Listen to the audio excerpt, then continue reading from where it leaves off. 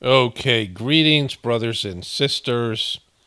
I made half a video yesterday. Today is Wednesday, November 6th. I'm going to get this out as soon as possible. And I'm going to put that part, that was the pre election part, second. And there's a lot of funny stuff there.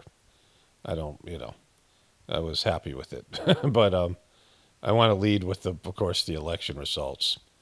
I stayed up till 2:30, and I was mostly watching MSNBC because I wanted the MSNBC bum out, which I did not get because they all knew this was happening months ago.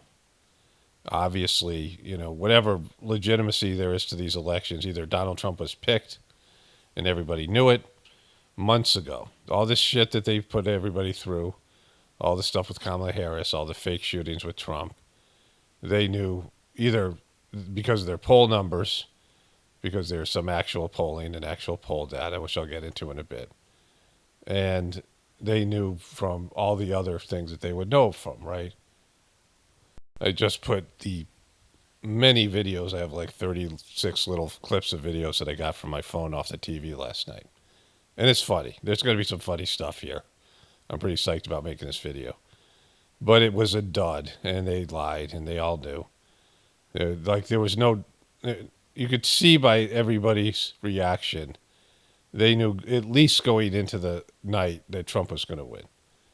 It wasn't like 2016 where they were all like Rachel Maddow was crying, and I mean it was everybody knew what was going to happen, and he only lost Illinois by 4 points, which we'll see in Morning Joe. He lost New York by 10 points. To Biden he lost by 20. I mean these Democratic states almost flipped. It almost was like the whole no one wanted to vote for Kamala. I mean if this was legitimate, whatever it is, right? And Trump like isn't happy. Like so, I mean, this weird picture. My wife sent me this. She's always found this meme out there.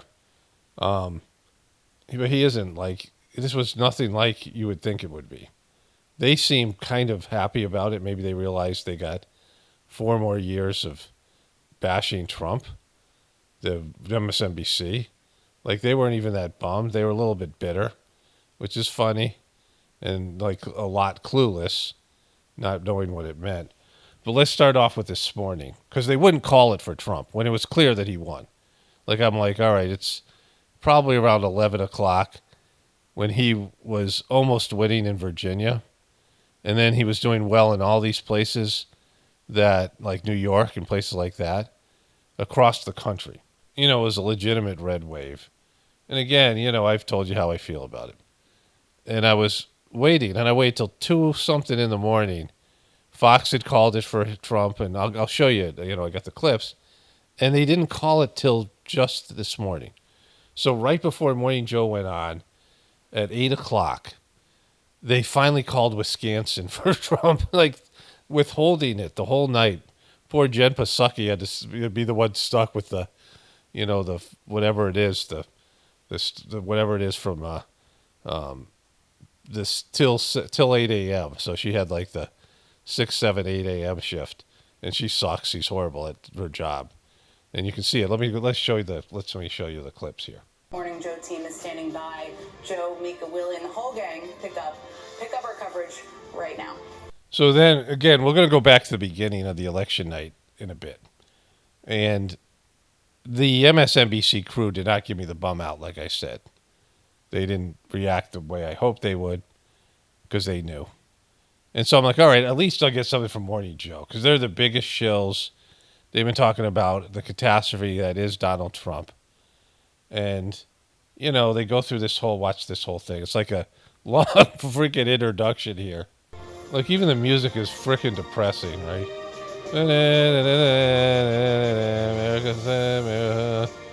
Like, they didn't even. I mean, just look how. It's just somber. This was a somber night. I'll put that in the title.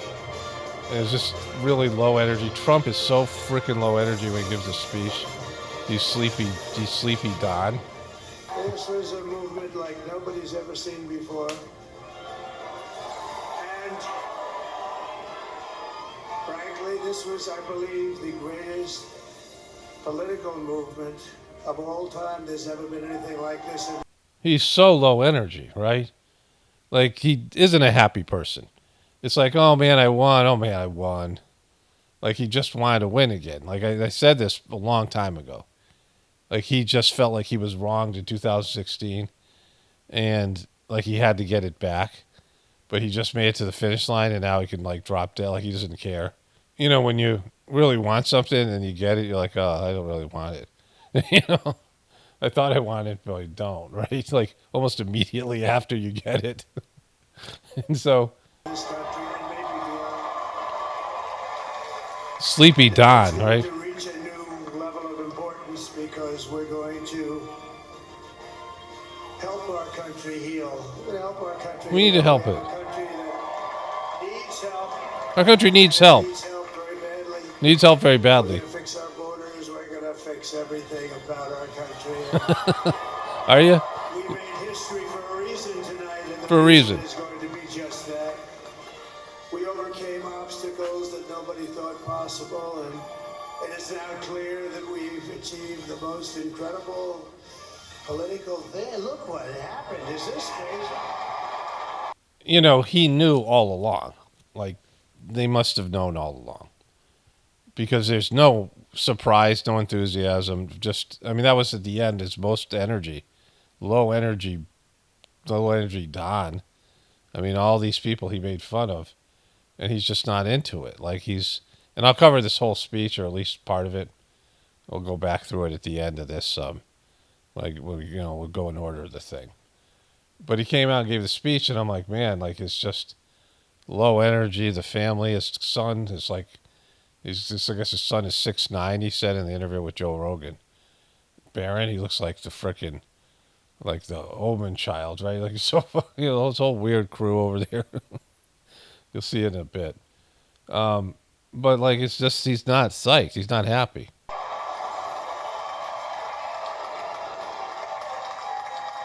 But it's a political victory that our country has never seen before. Nothing like this. I want to thank the American people for the extraordinary honor of being elected your 47th president and your 45th president.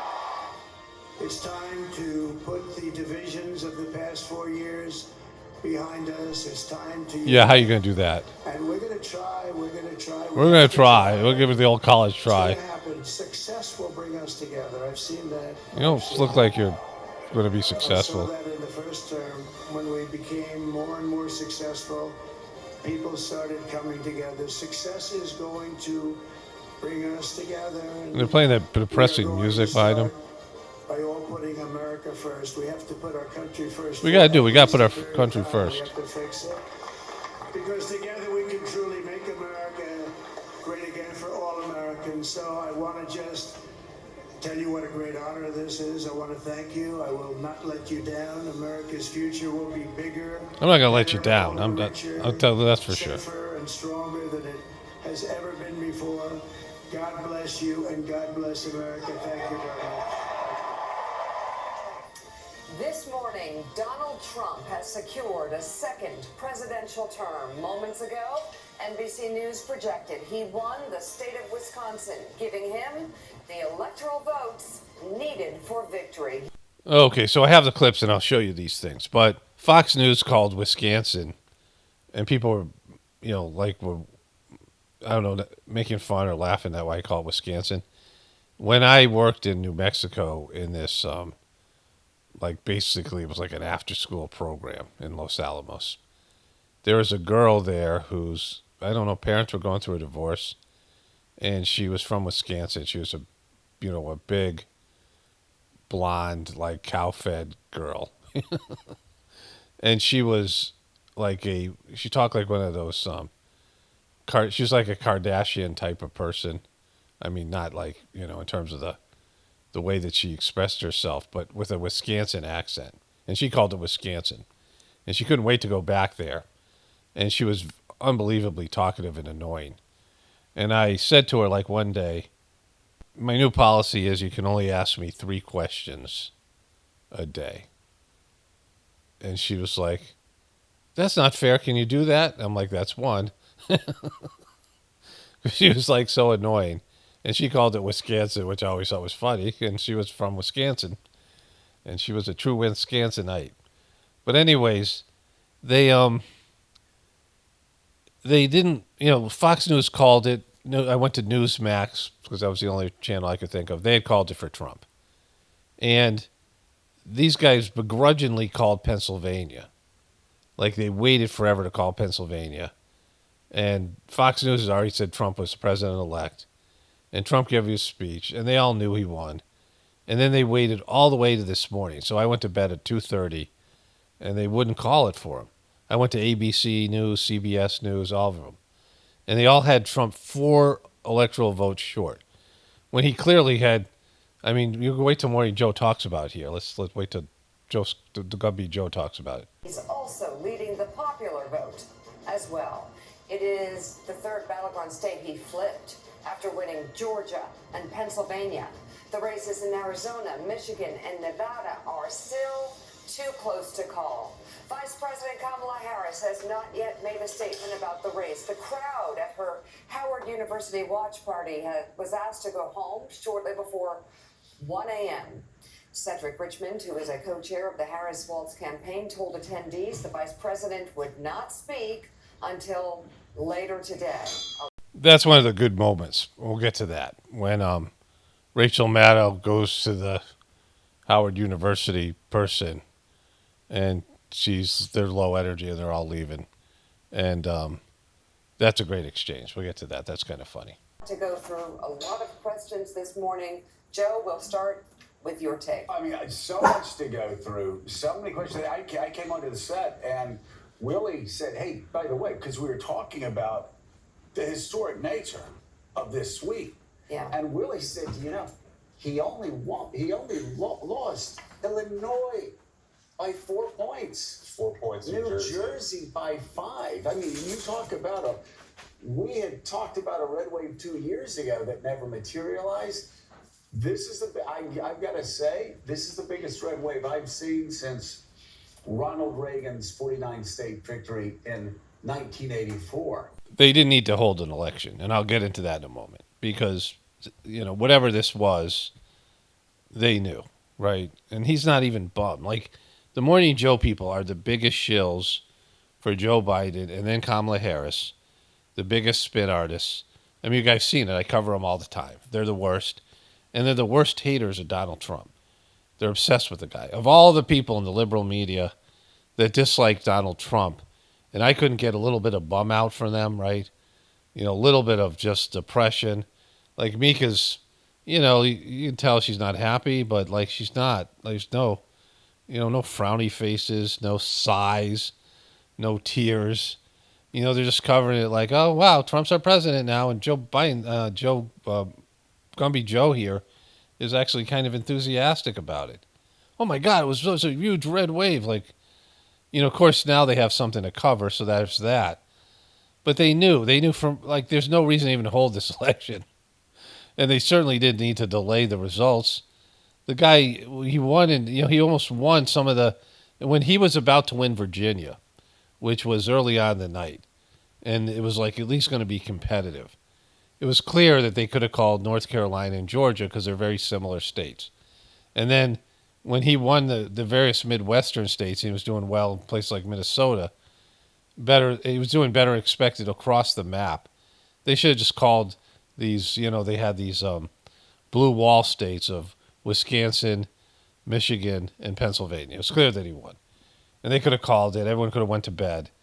But they just delayed it. Like, the whole thing was just pathetic.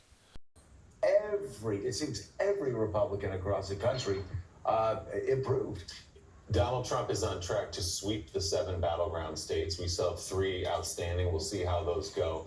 But he did better almost everywhere. In every county where the hope from the Harris campaign was that she would make up ground on Joe Biden's suburbs, Donald Trump actually did better. We'll break down some of these numbers, but the gender gap was not nearly as wide as the Harris campaign needed to be, and Latino men came out in force for Donald Trump. Boy, what a huge difference that made.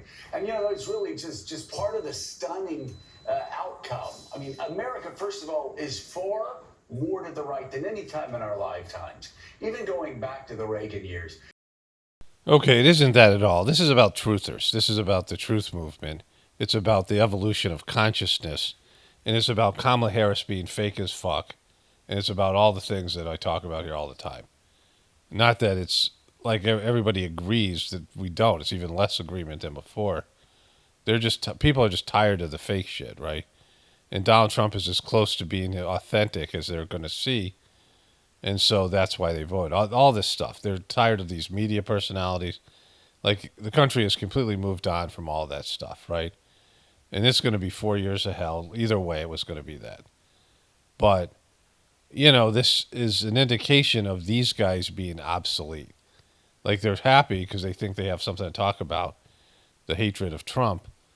But they just got, their way of existence, the mainstream media, the liberal media, and all the bullshit they've done, all the gender stuff, all the Hollywood morality, all the stuff they've pushed, the whole Biden stuff, Kamala Harris, the way they rigged that thing, all that stuff. It's like America just said, fuck you. We're done with this, right? And, they won't get it. And Donald Trump won in dominating fashion, but he did that along with other Republican candidates in the Senate races and the House races. They're likely to dominate all branches of government for the next several years. Donald Trump not only broke out through that sort of hard ceiling of 47-48%. Think about this.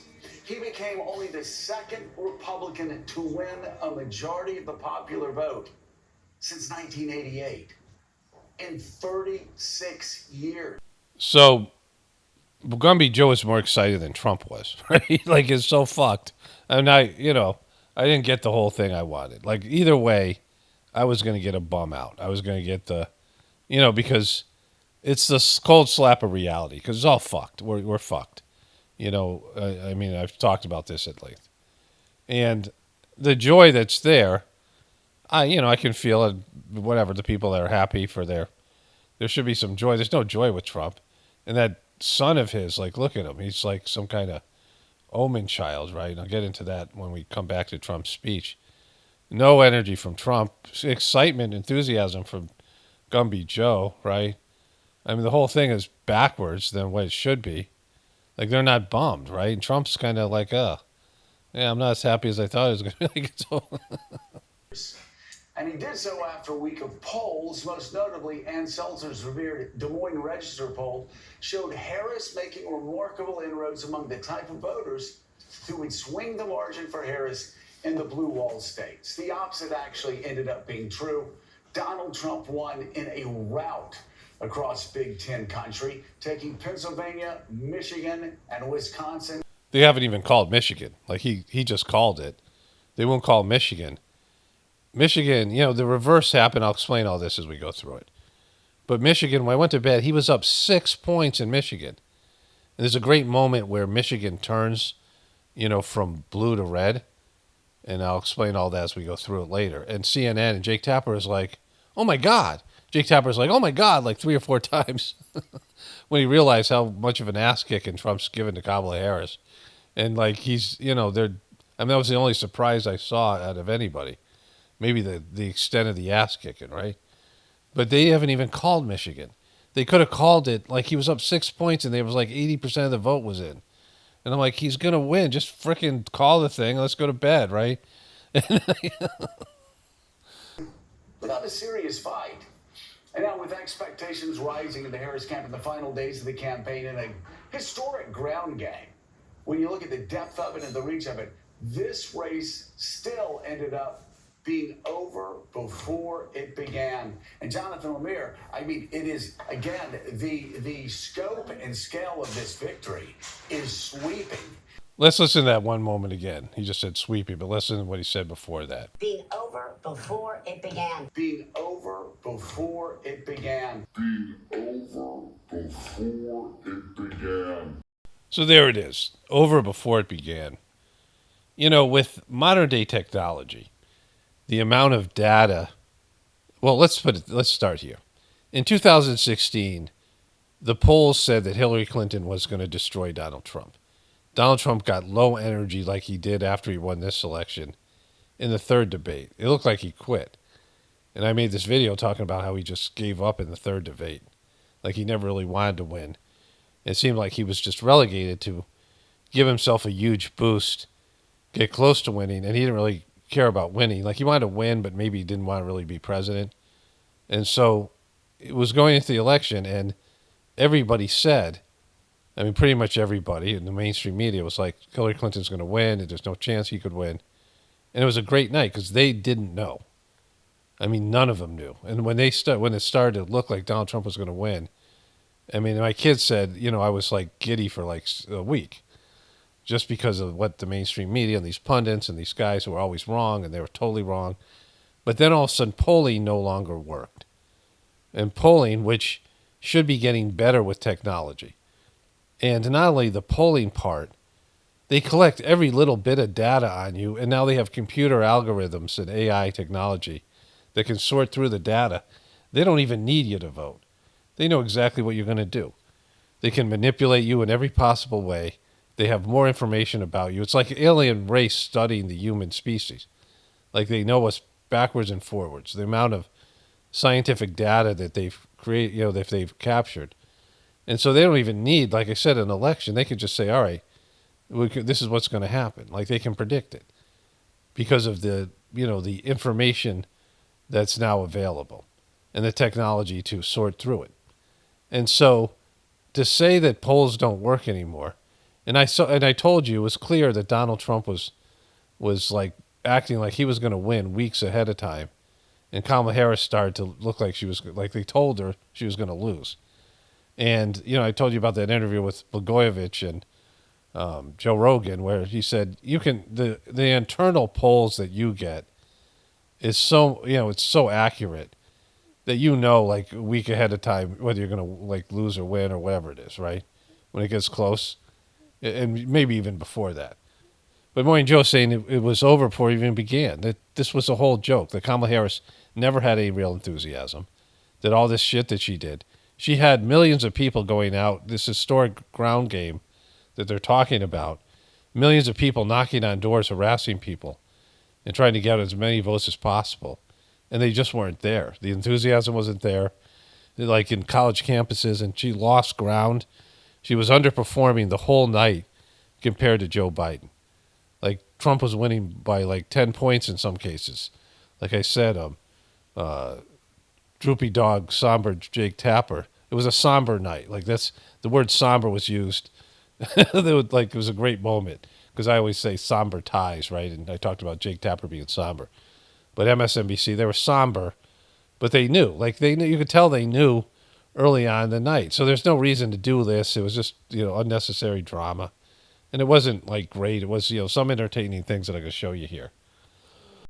But it's all a joke. It's all performative. It's all political theater because like they already know what the American people are going to do. They just know. And so if they know that, they're going to manipulate it to their advantage, right? And so this thing it's like I thought there'd be more joy, at least for this one night, but there isn't. Like, it's just, I don't know how the Trumpers are feeling. Like, I said there's going to be one good thing that happened either way. Either we were going to get rid of Trump or we were going to get rid of Kamala Harris. Kamala Harris will be disappeared. I mean, I don't even know what you wouldn't even remember her in like 3 weeks. Like she got such an ass kicking, and it's so embarrassing. And they're going to talk about her campaign being perfect. That Joy from MSNBC, they're talking about how well her campaign was run. So there's only one flaw, and that's her. Like if they can't blame themselves, the media, and they can't look at their worldview as being the problem, then they only have one person to blame. It's Kamala. And they're going to set in on that, how unlikable she is, her laugh, they're just miserable people, so they'll just do that shit. Okay, so I just went to eat breakfast, and I paused it, I was I record Morning Joe and some of these other news programs on YouTube TV just in case, something like this happens. And this is what I paused it on. So I came to eat breakfast, and look at Gumby Joe. Mika's got a kind of like a sly smile. I said this way back when. Trump is their asset. Like I said, if they really want Trump in jail, they'll throw him in jail. If they really want him dead, he'll be dead. Like they know how to kill people, they know how to frame people. Or Trump has committed like real crimes because he's sloppy and he's got no morals. And so, if they wanted either of those two things, they could have done it. He's their asset, right? And you can see they kind of know that, whether they really dislike him, because people get into their roles, they play their roles, and they start losing themselves in their roles. I think they actually dislike Donald Trump. I think they believe in their bullshit to whatever extent, but they also know that they're irrelevant without him. And I was like, they're not going to let him go. They're just not. Like I said this months and months ago, that when Donald Trump was going to run for president again, and he didn't age out. I mean, and they did 4 years of while Biden was president, focusing on him and the court cases, which they're going to get into in a moment, making it all about him. That they weren't going to let him go. He was going to come around again, and it was clear that that's what was happening, right? And they knew it all along. You can see it. So I was going to move on to some of the election night coverage, but first let's a few more Morning Joe things here. Race still ended up being over before it began. And Jonathan Lemire, I mean, it is, again, the scope and scale of this victory is sweeping. And we can focus, by the way, we can focus on Donald Trump if we would like.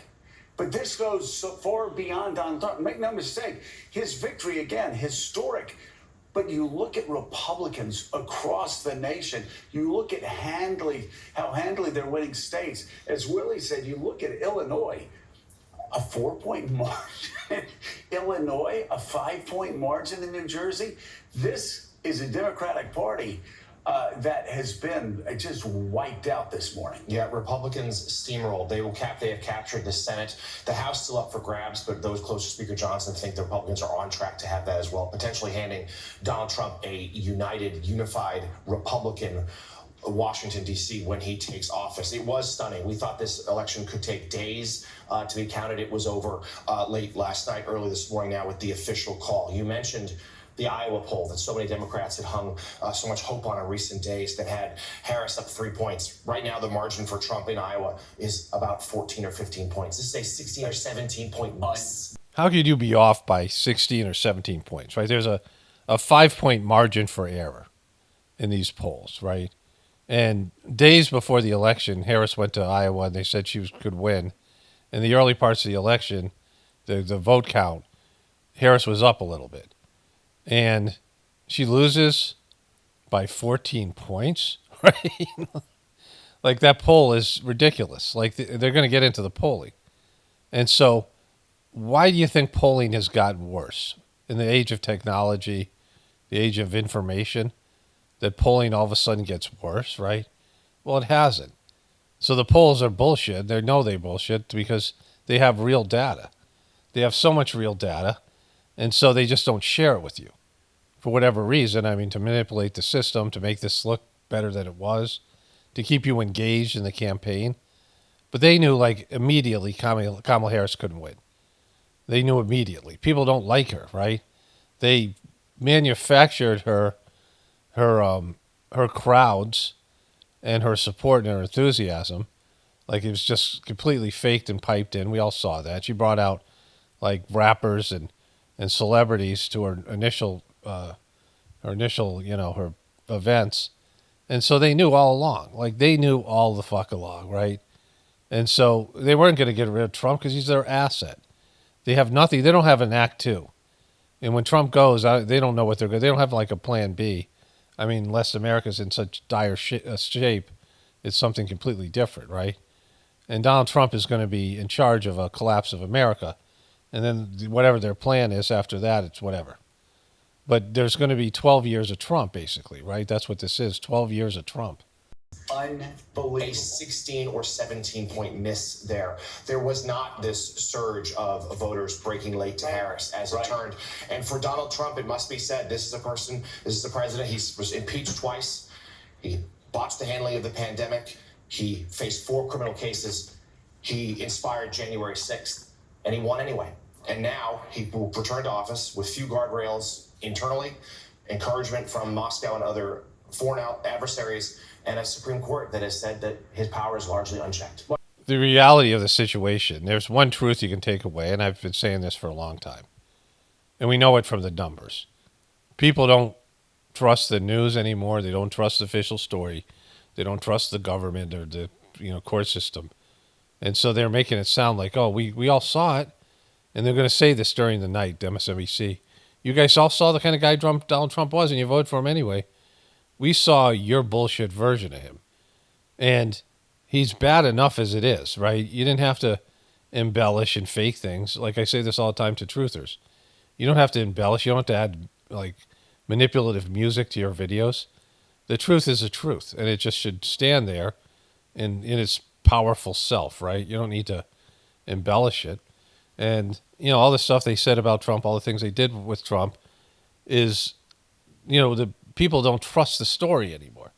They don't trust the official story from the beast anymore. They don't trust the beast. I've got to say, historians will look back at those trials over the past summer, John Heilman, where he was sitting in there, and it certainly fed into his victimhood.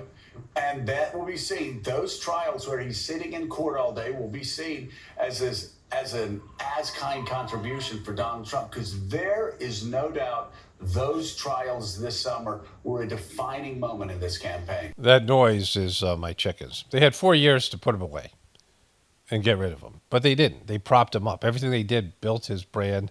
They let him get away with the bullshit shooting, the ketchup gate. And so, they picked him. Like, they picked him a long time ago for whatever purpose. Like I said, he's their asset, and they love the guy. And, they might hate him here in the Morning Joe, or, it might be something where, for them or all these people, like, they're like, I can't believe the American people will vote for this guy, even though they know it's all, like, fake or whatever. Whatever their knowledge level is. But in reality, they propped him up perfectly for this thing, right? And you have a system where, you have a people where they don't no longer trust the mouthpieces and the gatekeepers of the official story. For Donald Trump, because there is no doubt those trials this summer were a defining moment in this campaign. And defining not in the way that obviously a lot of opponents of Donald Trump hope they would be. There will still be, I think historians will be grappling with a lot of questions going forward, including the question of how someone who is a first ever convicted criminal convictions against a former president could win in this fashion. And I think, we've all sat here and talked about the extraordinarily, for a lot of people, extraordinarily offensive performance of Donald Trump in these last 2 weeks. The things that he did and said seemed like he was, we literally just sitting here the last few days ago, I'm like, how can this man, the way he's performing in the closing days of this campaign, how can this guy get elected? He seems like he doesn't want to get elected. The things he's performing, miming oral sex on a microphone. Yeah, remember that? I remember that was like only a week ago. He was whining about his mic. He did all that weird stuff, the whole thing. And then I had the thing with Dougie Fresh talking about Kamala putting her head down and going to work. That was great. Trump didn't, he didn't, like, he knew he couldn't lose, right? Like, he's almost bummed about it. It was like not even a real contest. You can see, like, he's known for a while because he's so somber himself, right? Kamala did what Kamala always does. She just put her head down and she went to work. And all the rest of it, the enemy within, the various things that provoked John Kelly to come out and say the things he said, all of that stuff in the end didn't matter. And I think one of the things didn't matter enough to keep him from performing better in this election than he has performed in any of the prior ones. That will be a question for psychologists, sociologists, historians, political scientists for a long time, right? Because I think for a lot of people in the country, it is unthinkable that Donald Trump, this could be the one that he could improve his performance from the past. It's because no one wants to hear your bullshit anymore, right? These guys blathering on endlessly. No one wants to hear it. No one wants to hear it. No one wants to see it. It just sucks, right? It's horrible. It's the mainstream story has lost its way. If one thing the internet has done, people now look for other authority. You guys are no longer the authority. The government is no longer the authority. And it's not just right-wing people or so-called truthers. The majority of people just don't believe in your bullshit anymore. You guys are literally dinosaurs up here. And the people watching you are a dying audience. They're dinosaurs themselves. They're older people. Boomers, right? And people like me who are mocking you. But it's over. Like this whole thing, this paradigm is over. The official way of disseminating information is over. And they know it, and they've made adjustments, and they're using it. But it's, it's like ding dong, the witch is dead, right? But he did. And I think the other question we now are going to be grappling with that's quite clear is we have had consistent polling that has had this race effectively a tie. I'm looking here at the polling, that the end polling averages where Donald Trump in a lot of these states was at 47, 48, consistent with the notion that he had this ceiling. That he had never been above 47% before. Right. It looks like there's going to be in these battleground states about a 3-point polling miss in aggregate again, as there was a 4-point polling miss in aggregate in 2020, and there was a 3.5-point polling miss in 2016. The polling industry right now, public and private, has now in 3 successive elections missed Donald Trump's support in America by substantial numbers. And I will say finally, the thing that you heard from people in the Harris campaign in the battleground states, particularly in those blue wall states, was if the numbers are right, meaning the numbers we were seeing in public and their own numbers, if those numbers were right, it's really a tie, they would say. We think our ground game will help us win. It turned out those numbers were in fact wrong, and there were people who said all along, hey, we could be looking at another 2020 and 2016 in which Trump's support is understated. And if that's the case, he could win all of these states by 2 or 3 points. And that is exactly what's happening. This was the third time. This was the third time in a row, as you said. So polling is a science.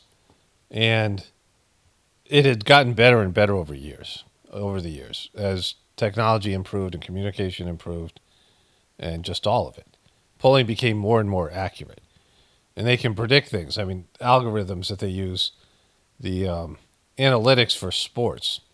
So many things are predictable now with AI technology and like the analyzation, being able to analyze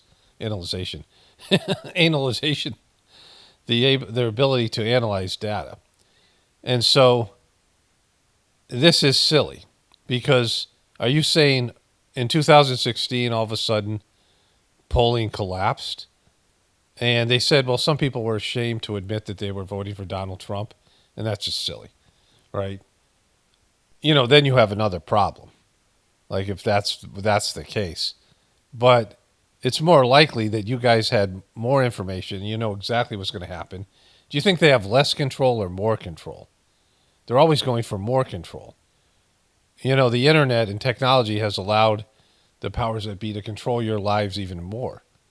And so they're not giving up control. This isn't like less control. What are you talking about, right? What are you talking about, bro? It's just, the whole thing is just really silly. All right, let's get into the election night coverage. This is a great moment here on Fox News. So this guy who does the board, he just wanders in. And he's like, hey, what? He just wanders in front of the... He's clueless. So this is one of my favorite moments of the night. They're talking about Wisconsin and Green Bay and how Trump is winning by 10 points. And Jake Tapper totally realizes what an ass-kicking Kamala Harris is getting here. This is Green Bay, blue-collar workers. Trump's getting 61. Vice President's getting 37 or 38 if you want to round that up. That matters. Oh, my God. That matters. He almost shot almost 10 points. Right. 9 points. Right. Oh, my God. Almost 10 points. He's doing 10 points better than he did against Biden, which, again, becomes really suspect. But his reaction here, like this somber MNF, because this is a somber night. But Jake Tapper, and he does it again later. I'll show you in a moment. That matters. Oh my God, that matters. He almost shot almost 10 points. Right. 9 points. Right. In a battleground state, he's up and she's down. In a place where if you're the Harris campaign, the Biden campaign, you're not going to win here. You're not going to win here. But if you make it that race, if you make it that close, instead of that close, you get a better result. Period. It's simple math. It's simple math. So I think the next thing I have is from them as well. Let me see. So the difference, they knew what was going to happen. And they kept on saying, you'll see it. They'll keep on saying, well, we haven't counted all the absentee ballots. But remember all the mail-in ballots. So what happened with COVID and closing down the system and then saying, all right, we need to do a lot of mail-in ballots. And all these mail-in ballots coming in. Trump was winning in all these places. And then they counted these mail-in ballots, which was what the controversy was about, right? And they've never done this many mail-in ballots before. But they claim to do it flawlessly. And so whatever that was, whatever happened, that wasn't going to happen this time because there's so much early voting. There's 70 million early places, 70 million early votes or more nationwide. And they had already started counting those votes. So those were some of the first votes they counted. So there wasn't going to be all these, because these were going to break mostly for Kamala Harris. So she was leading. The difference between 2020 and 2024 is Donald Trump was leading most of the night. And at the end of the night, they counted all these votes and he lost, right? And that was where, the whole thing where he thought he was going to win and he started to whine and all that stuff. But in this case, she was leading in almost all of these states initially because of the early voting. And then Donald Trump started to, his name was pronounced so many times wrong, and I just did it. And so you'll see it, they already did on Morning Joe, and there's a few other times it happens that night. But he's just catching up on her, right? And there's a point where he flips Michigan. Now, Michigan thought they were going to get their votes counted by midnight because they had a lot of the early vote counted and they had it, and now they still haven't called it for Trump. He's winning by 2 points and there's like 90% or something, that's already at 95%, but they still won't call it for him. But there's a point right here where it flips and John King realizes it. And like, they kind of know it's fucked because this was they keep on talking about the blue wall, these 3 states, and it's gone. Michigan, Wisconsin, and Philadelphia, and they're all turning red. Like they started off blue, and they slowly started to turn red. And like this is a great moment here. I mean, it's 2024. They only have 16% reported in Wayne County, home of Detroit. One of the things you look for in life are consistency. Death taxes, Wayne County comes to life. Wayne County, Gary, Indiana, yeah, they're consistent. This is my 10th presidential election, and it's the 10th time you've been counting late in the night, and you're saying, hello, Detroit, hello. Yeah. It's the way it is. But, you see the Secretary of State's there, Jim is there. Again, that's nothing nefarious. It's just inefficiency, to your point about that we live in the technological age. So that was a great moment. Whiny, somber Jake Tapper's whining about the fact that these other counties, they're up to like 70% of the vote, for at least 40, 50%. And in Detroit, which they had early voting, a lot of it, they're only at like whatever he said, 15% of the vote counted, right? And, and the guys, it was nothing nefarious. It's just, because there's a lot of these cities that were outlying, right? Philadelphia, some of these cities, the big cities that Kamala Harris was supposedly going to do well in, and the counties that surround them. And so they had these votes that weren't in yet. So they were going to go, so they could prolong, it's like when a game's a blowout and the announcers are pretending the other team can come back when you can just see it's an ass kicking. Like sometimes a team can come back, but it's very rare. And in this case, it wasn't going to happen. But, they want you to watch as much as possible. They want you to ease into this idea of Trump winning. But right here, they already knew Trump had won. And Jim just said, they changed the law in Michigan so you could count some of the early votes, beforehand and then release them after the polls close. So it adds to the why. But right now, let's focus on the what, which is an 86,000 vote, almost 87,000 vote lead for the former president, again, in one of the states he flipped in. So the beginning of this conversation, she was winning. And then all of a sudden, a bunch of Trump votes came in. It went from her winning by like 1 or 2 points to Trump winning by 4. And John King just realized it. I'll show that again. He just realizes, hey, wait, Trump just flipped fucking Michigan. And this is like, I think around 10 o'clock. Like, I don't know. I wish I'd been more accurate with the time. I guess, let me look at I guess I've deleted the thing already. Well, you might have that. Let me see if I can find it. But let's watch that again. And Jim just said, they changed the law in Michigan so you could count some of the early votes, beforehand and then release them after the polls close. So it adds to the why. But right now, let's focus on the what, which is an 86,000 vote, almost 87,000 vote lead for the former president, again, in one of the states he flipped in. I'll pull that out to make sure I'm right. Yes, he's leading in all three of them now. Oh wait, that changed while we were talking. Changed while we were talking. She was ahead she in was Michigan, and now she is no longer ahead. Now Donald Trump is in the lead. Right now, not all the votes are counted, but right now he's leading in all three blue wall states. Plus North Carolina, plus Georgia, plus Arizona, plus Nevada. We're not done with the count. We're not done with the count. But this is right now the map of 2016. That is the map of 2016. Okay, so I looked at the video. This was at 11:53, so just before midnight. And the blue walls, they were talking about the blue wall all night. And so Trump was winning in Virginia most of the night, and they couldn't believe it. And Virginia was now considered a blue state. Now, it used to be always a red state. And Virginia, North Carolina, and Georgia and South Carolina are all very similar, right? They have similar demographics and similar people. And so when he was winning Virginia, they could have called it for North Carolina because he was winning by like 6 points in North Carolina. And they wouldn't call it for Georgia. But they all knew, like the Harris campaign came out and said, well, we're pretty confident in the blue wall. And they showed the blue wall, and she was winning up there in those three states. And slowly her lead started to erode, which was bad news for her because the big mail-in ballot type stuff, the early voting, she was already counted for the most part. And so there's some pockets of it left, but they, and they keep on talking about it, but there was nothing there. And so that was the moment they realized at midnight that she was going to get an historic ass kicking. And they're still trying to bullshit you and pretend that it's not. And that is the 5-alarm fire inside the Harris campaign to get on the phone. Again, we're not done, and we lived through 2020. And I want to say it again, slowly and clearly. 2020, this time of night, there were states that changed, and they were largely, Pennsylvania changed, Trump was ahead. In Georgia, things have changed. There's not as many mail ballots out there as in 2020, so I would not expect as dramatic a swing. The question then becomes, go state by state, county by county, is the math there?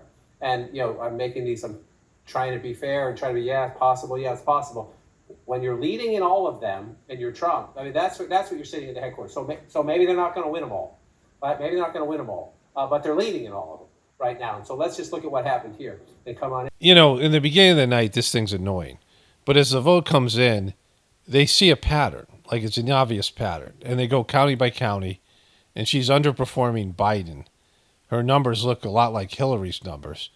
And Trump's numbers look better than he's ever had before. He's had the best numbers. I got the best numbers. They're the best. No one's ever seen numbers like this, right? Like that kind of bullshit. And so when that happens, they know it's over. That's how polling works. They know what happened. They know they have exit polls. They know what the polls were beforehand. And so this was an unnecessary drama. Like they just made this thing look like it was close for 3 months. Like it just was all bullshit, right? For whatever legitimacy there is to elections, this was bullshit. Like the thing was just, like this could be completely made up, but they made it up 3 months ago. This was not made up overnight. They picked a candidate who couldn't win. Kamala Harris cannot win an election. Like she'll never win an election. She won the election in California because she ran basically unopposed, and she was gifted all of her positions. Everything she won, whether it be district attorney and these other things, she had an unfair advantage. She spent more money. There was an interview with Tucker Carlson, somebody who knew Kamala Harris. She was a lawyer, an Indian woman, of Indian descent in, San Francisco. And Kamala Harris took a pledge that she would only spend $200,000, as did the other two candidates. And they were her bosses. She was running against her bosses.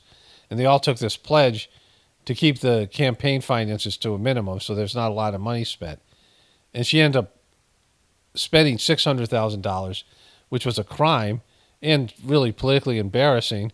But she just went and whined, and she said she didn't know what she was doing and all these things. I mean, this is an amazing story. And she got away with it. She got away. It was like a misdemeanor crime, and it was dismissed. And the people forgot about it, and she won the election, right? Because she spent three times the money of the other two candidates, right? And so she can't win a fair fight because nobody likes her. I quoted from it earlier, where kind of painting the picture of the blue wall and how they're doing great things in Pennsylvania and Wisconsin and Michigan. But at the end of this email, she says, we'll continue to keep you all updated as we get more information. This is what we have built for, so let's finish up what we have in front of us tonight, get some sleep, and get ready to close out strong tomorrow. So the Harris campaign, sorry, it is the Biden folks that run the Harris campaign now, essentially saying, you know what, let's pack up and get some sleep and we'll see you in the that morning. reminds me of? It's 4 years ago, Clinton in Martha. 2016, Exactly because right. she said, John Podesta came out and said, well, we're all going to kind of sleep on this and see how all of this works out. And everyone else was saying, we're calling these states. So we may. So I should say that when I said 11:53 for that other piece with Jake Tappers, that was earlier, because these were I tape recorded all these things, so it must probably around 11. This is actually earlier than that, I think. So Harris knew she's getting her ass kicked, and there's going to be a moment where it's a great moment where Rachel Maddow interviews a woman at the Harris site, and that's great. What's coming? Some really funny things here. But they wanted, let's just go to sleep and sleep on it, right? Like, this is an historic ass kicking. Just take your beating and let's get this over with, right? Like, I had to wait till 2:30 in the morning for Trump to come out. Of course, they were saying he was going to declare victory earlier, and he could have. But he was all somber.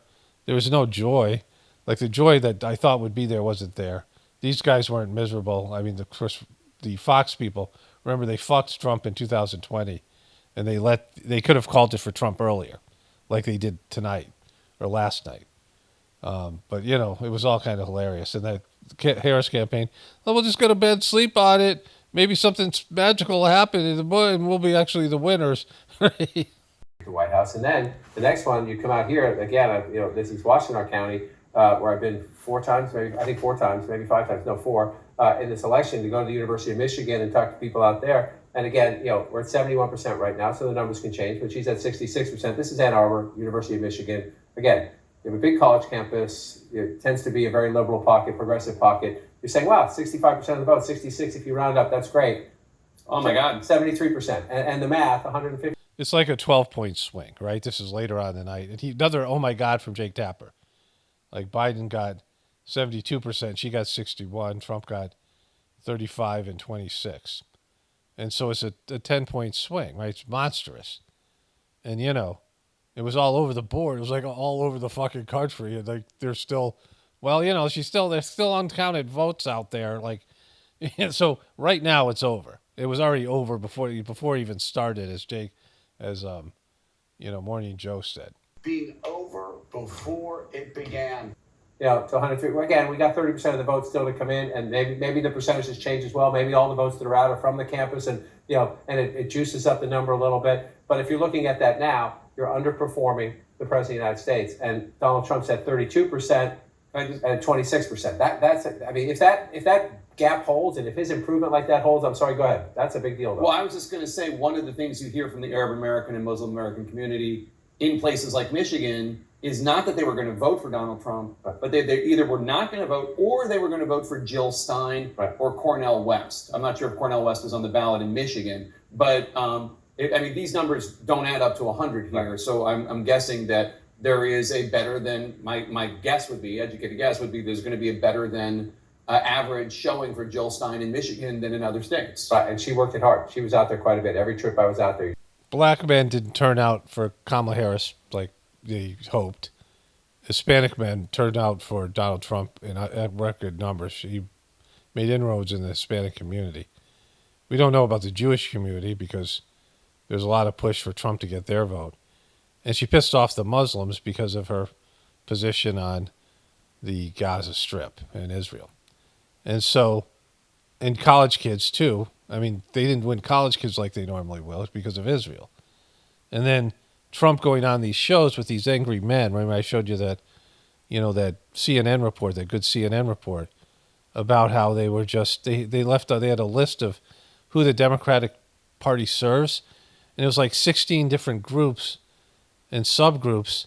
And they left off men. Like they had women, but, so like everything they did was wrong. Michelle Norris, she's at Harris Election Night headquarters at Howard University. Michelle, what are you seeing? Rachel.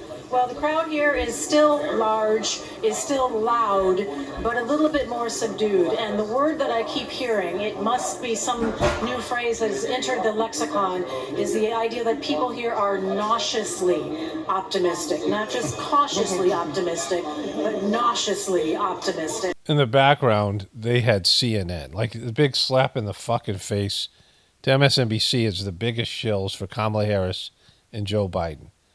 They're way more biased than CNN. You can hear Jake Tapper in the background, right? And Anderson Cooper was a no-show. I don't know what happened to him. I could do a bunch of jokes about it. A bunch of things just flashed in my mind to say, all of them inappropriate. About something that would happen to Anderson Cooper. But anyways, at this event and also where the party was supposed to take place, they were playing music at first and then they turned CNN on. And so they trusted CNN more than MSNBC, which is totally slap in the face. But they were nauseous because they knew they lost. They weren't nauseously optimistic. This is the denial phase, right? Like, all these people are kind of in the denial phase, even though they know what's happened because they've been told already.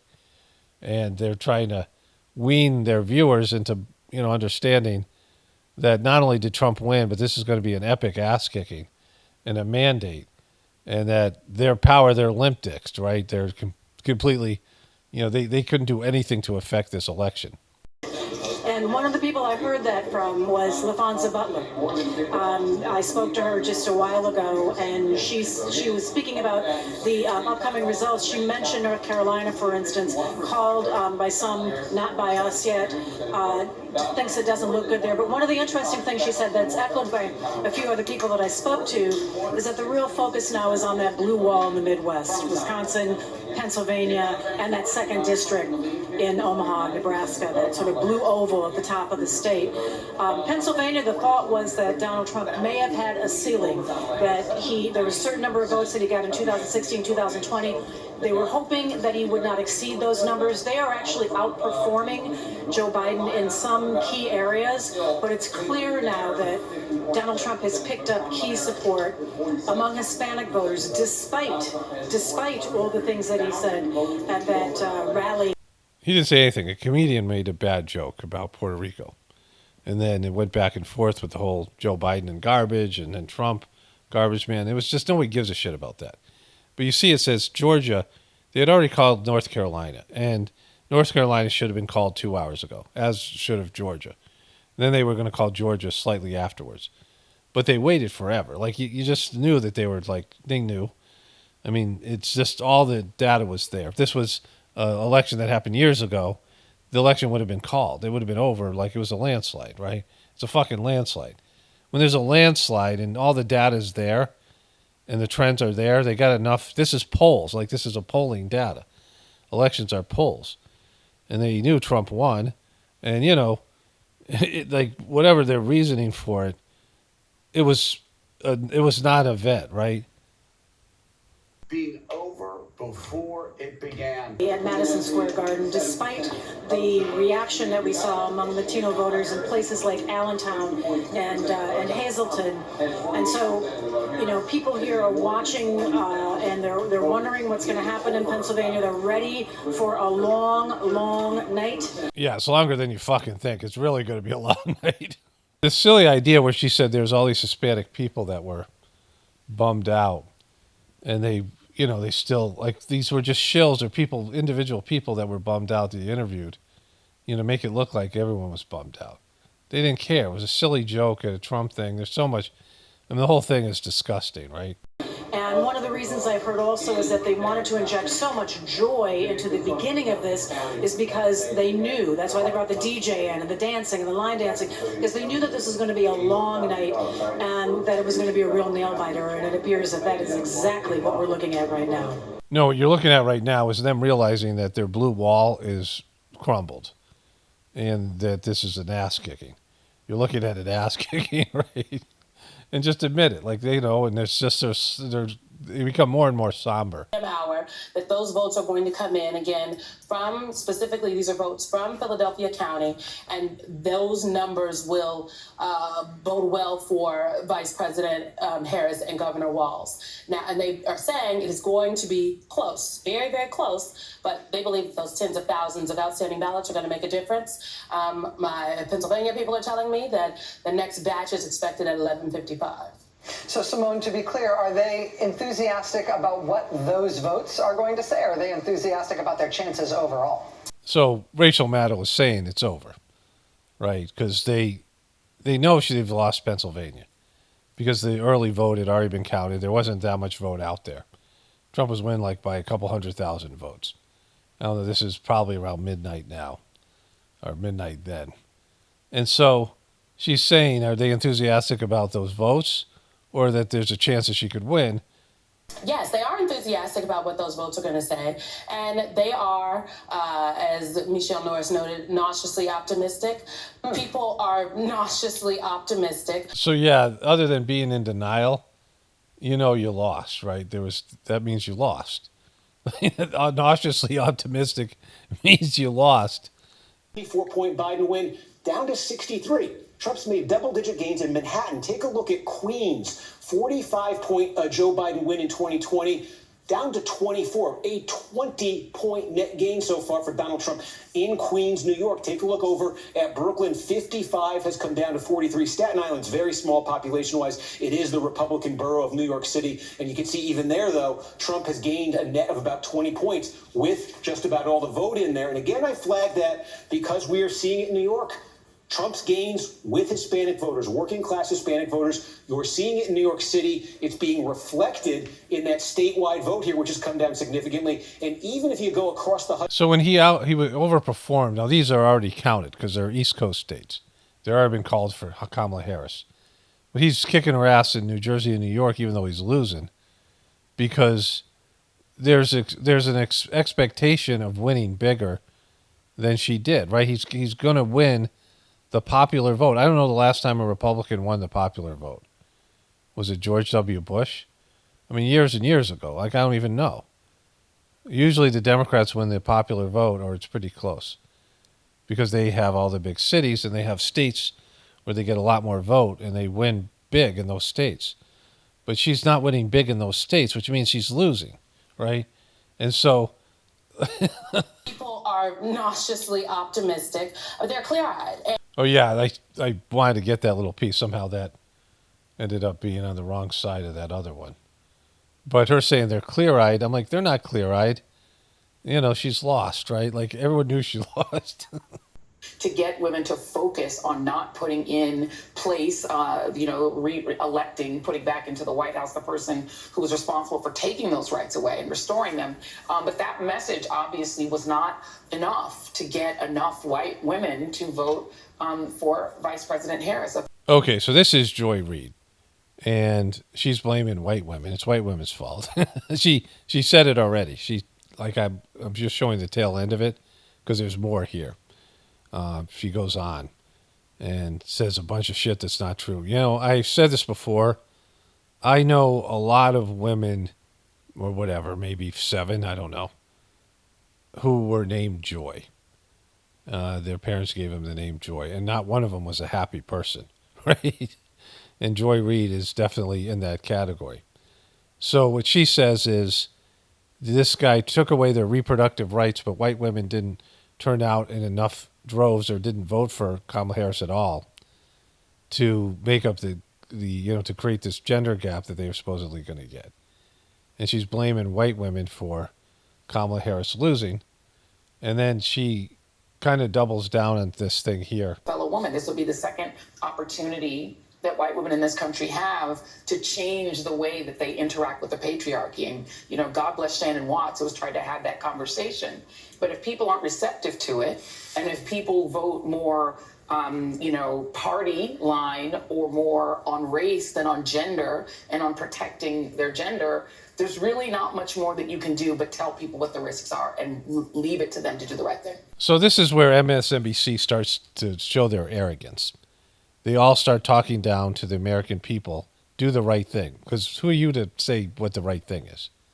You know what the right thing is. Certainly, abortion is, it's a very complex issue, but it's murdering a fetus. It's murder, right? There's no ifs, and buts about it. Not because I say it's murder, because science and spirituality say it's murder, right? It's a human life, both a human soul and a human life, right? You're not murdering the soul, but the soul is chosen to be born. And so I understand the need for abortion because we do need it. America would have collapsed long ago. There would be so much more poverty. We'd be like a third world country if all these unwanted pregnancies had come to term. So it's a complex issue, right? And it's not about women. Like, women would be in a much better situation if women have a natural compulsion to have children, right? Like it's built into the female system biologically and spiritually. But there's just no families anymore, and men are shitty husbands, and the society is not, demeans motherhood. And so that's a part of it. Like there's all these unwanted pregnancies, the sexualization, the porn, the deviant sexualization of, sex outside of marriage and things like this. That's why these things were all called sacred, because they lead to moral degradation. Not that they're, inherently evil. They're just naughty, but they lead to, it's like a gateway drug to immorality, right? But these MSNBC hosts, they all get arrogant about how dumb and how, failed the voters are. It's that you guys suck. Like, you guys have no room to talk because you've turned people away from your point of view. Like, people don't watch you. They don't like to be around you. The liberal movement, and it's many different demographics have moved away from this point of view, right? The liberal point of view. Stop. People didn't have any surprises here. We do have to remember when it comes to North Carolina, they just went through the hurricane. We know that the state made tons of accommodations and people were able to get to the polls in an abbreviated form. But they also were victims to a huge amount of misinformation over the last 4 weeks. You cannot underestimate the impact that had. But to Joy's point, there's no surprises in this election. People knew exactly who they were voting for and what they were getting. So they get what they get.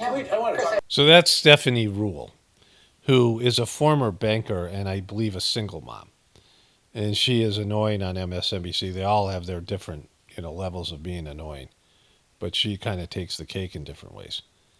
And she is saying, you guys get what you get. You guys know what you got. You guys know who Donald Trump is. You got what you get. Nobody gives a shit what you say. Like, you guys are, you're denutted. You have no power in the decision-making of the American people. Your point of view, your worldview, nobody watches you. The demographics you're going after don't watch you.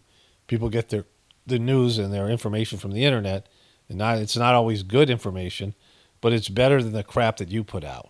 You guys have failed to move into the new age. You're dinosaurs. I've said this over and over again about CNN, even more so about MSNBC. You don't have your finger on the pulse of America. It's all this this bullshit where, Mika said, we're not spinning now, with Joe Biden. And then before when she said, Donald Trump is telling the American people what to think and that's our job. No, it's not your job. You guys think you're so much above everybody and you have all this great knowledge and information and you don't get it. Like, the one thing they don't get is this is about them more than anything else, right? Their inability to do their job and present information and let the American people decide for themselves. When they tried to start telling the American people what to think, it failed, right? Like, they were rebelling against it because you're not any more experts. You're not any better at this. Like, the people, the so-called experts, people are like, you're not an expert. Like, you suck, right? You guys are wrong all the fucking time. You promise things that don't happen. You predict things that go the opposite way. Your poll numbers suck. Like, what good are you? You're not entertaining. You're not funny. Like, I mean, only for me to mock you. Like, I can make you funny.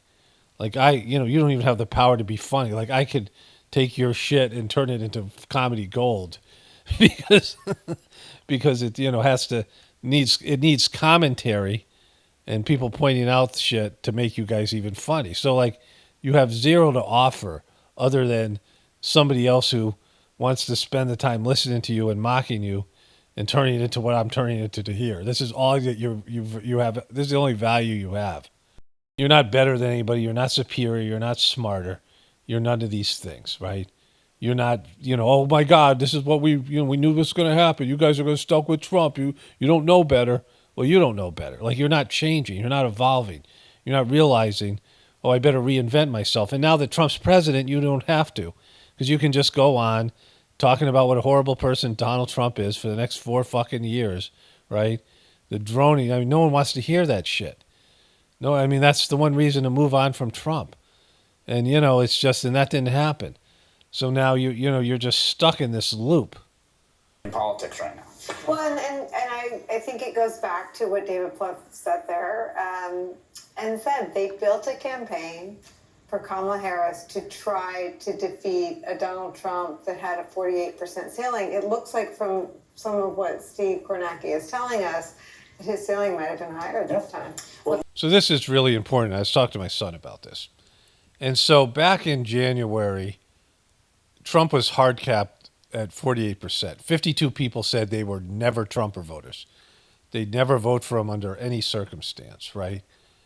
But then Nikki Haley ran on this idea that everyone wanted to move on from Trump and Biden. 70% of people said they didn't want to see Trump versus Biden part 2. And of course, they might have wanted one or two. They might have wanted Trump or Biden, but they didn't want both of them. And then Kamala Harris ran on the same thing. Let's turn the page on the Trump-Biden era, right? And people wanted to turn the page on Trump, 52%, but you have to present somebody better. And Nikki Haley wasn't better, right? Kamala Harris wasn't better. And so that's the issue. Like, people say, oh yeah, I'll never vote for Trump. That's the idea that there's some imaginary candidate out there that they're going to like better or not hate worse. Like in Kamala Harris's case, if you're a Republican and you dislike Trump, and there was a story by Kayleigh McEnany or whatever her name is, and she said she was talking to a man who didn't want to vote for Trump and under any circumstances, but then he saw Kamala and he was like, he hates Trump but voted for him anyway. And so it's because you guys can't produce anybody better than Trump. In the whole fucking country, the Democrats can't find one person that's better than Trump. And it's about being a real person. It's not somebody who just gets up there and reads these, talking points, but somebody who is an authentic person. Well, I'll get into that more. And so that's like on you guys. It's not that American people don't get it. It's that you guys in the political system suck so much. It's almost like they're saying, fuck you, we're voting for Trump anyway till you guys produce somebody that's an actual real person, right? Like, if you guys aren't going to, adhere to our demands, we're going to keep on electing Trump, right? We talked to David exactly about that this idea that his ceiling was 46.1 or 46.7, and it had always been that. And so there'll be much more time to follow this. We are following the story and the facts, and the story's not over. But if Donald Trump did increase that margin over what had been a 8-year ceiling, right, there will be much to say and much to study about whether that was because of some newfound appreciation for him and his ideas, or whether this was an economy election. And we've had many of them. And there's many a politician who will say, oh, this happened, that means you like me more, I have a bigger mandate. And sometimes it's not that. It's that high prices and inflation after COVID disruptions was a body blow to many places. And you add what you just said. But working class voters are actually mad at everyone. They're mad at the system. They're mad at the establishment. And Democrats have thought in the last few years, listen, look at all that we've done for unions. Look what we've done for labor in this country. But we forget, not all working class voters are members of unions, right? And so there's a huge portion that correct. And I think that gets overlooked. And while we can all say, but Donald Trump does absolutely nothing for them, that's true from a policy perspective. but they look around and somehow still they feel connected with his personality. They like the way he speaks. And he speaks to them and says, you are forgotten. You know what Joe Biden did? He forgave student loan debt for college-educated people who have all sorts of job opportunities. You continue to be forgotten. And so while they haven't found any policy solutions for him, and I can go through everything that Joe Biden has done from beyond what he's done with unions. We can talk about the Inflation Reduction Act. We can talk about infrastructure plans. We can talk about all the training programs in many of those rural communities, whether it's Georgia and Pennsylvania. But many of them aren't underway yet, and it takes time, right? Just briefly. They're so fucking condescending. You know, talking about these people like she's the educated one and they are the, you know, primitive people that can't see through the bullshit, right?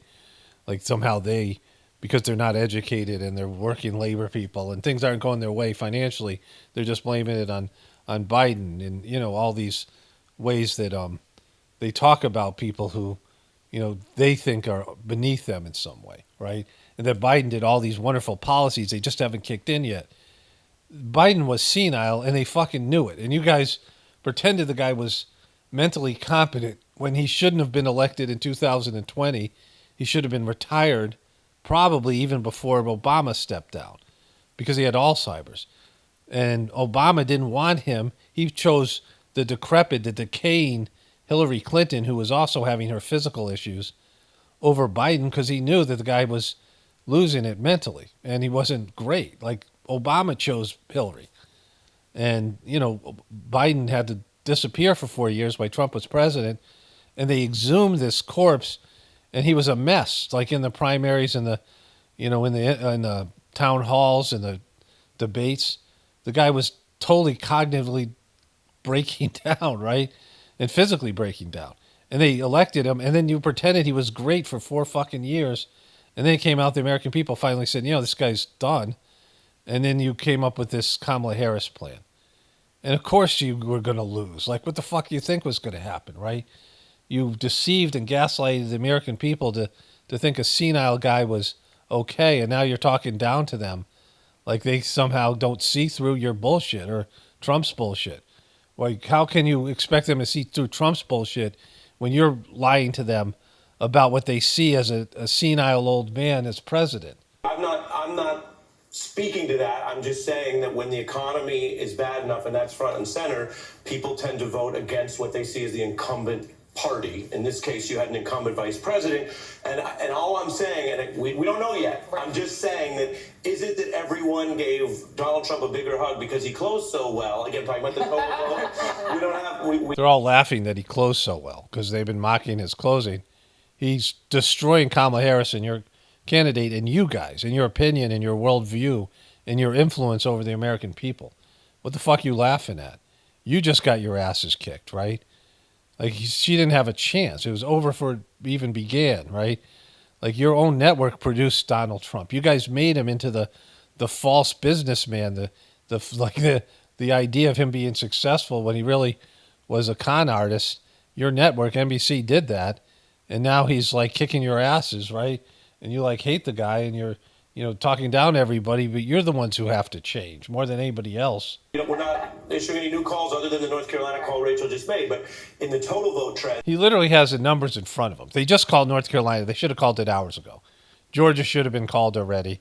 And then they should be saying, all right, we're not calling these other states, but the, you know, these blue wall states, but Trump's going to win at least one of them. It's over. Like, they know right now it's over. They knew before it was over. And he's like, well, the overall trends, right, they're trying to talk about the general election votes, you know, and Trump's going to win that, right? It's like the guy already gave you the numbers in New York. He kicked her ass in New York. Even though she won the state, she underperformed. If she underperformed in New York, how is she going to win any of these states that are blue, you know, that are swing states? She can't, right? Absolutely opposed to the policy position that they are then voting for in a ballot measure. Well, which tells us something important about policy, right? Yeah. That maybe this was never about policy. Maybe it's about cultural alienation from the pro-democracy coalition. I mean, I don't even know if you can call it the Democratic Party. Vice President Kamala Harris ran alongside Liz Cheney.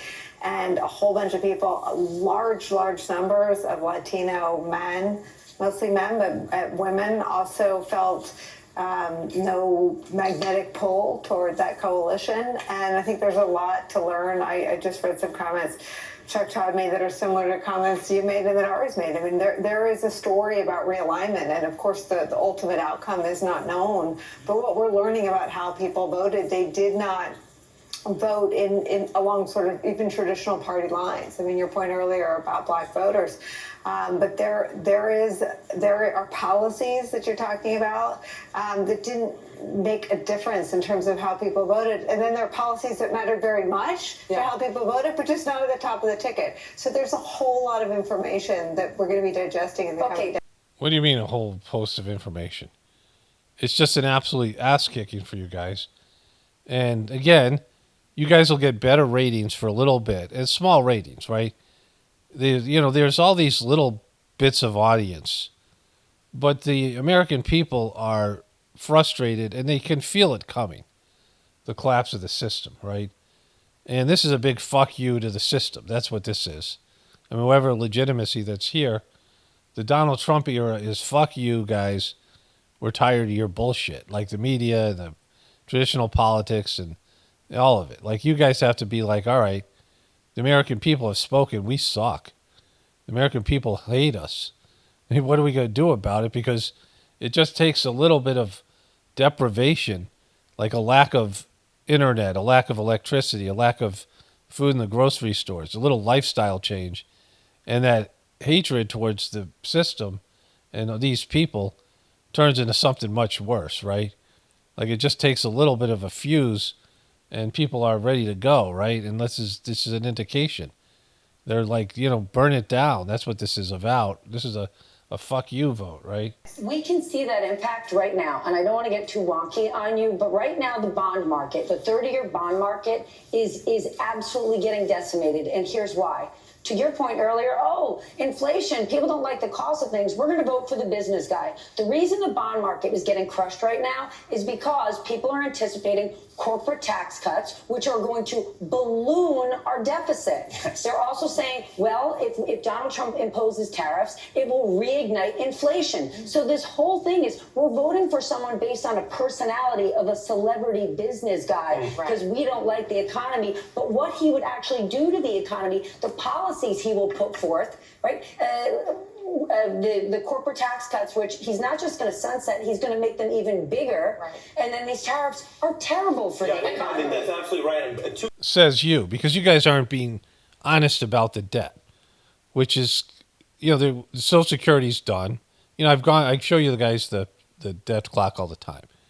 And there's no way to jerry-rig the numbers, to fudge the numbers, to pretend that we could pay off the debt. So we are in a situation where America has to declare bankruptcy in some capacity. That all the things, the liabilities against America, Social Security, Medicaid, and then the $36 trillion of debt and the $100 trillion of overall debt for Americans, that there's just, in the derivatives market, we're bankrupt. We've turned debt into wealth and money, and at some time that has to implode, which is, it is going to implode when it implodes. And so inflation's a big part of that. Like, the inflation is less than it should be. And no Inflation Reduction Act or any of these bullshit things could do any of that stuff, right? Because Kamala Harris was going to give away all this money, which is just going to devalue the dollar just that much more, just like Trump will. They both will.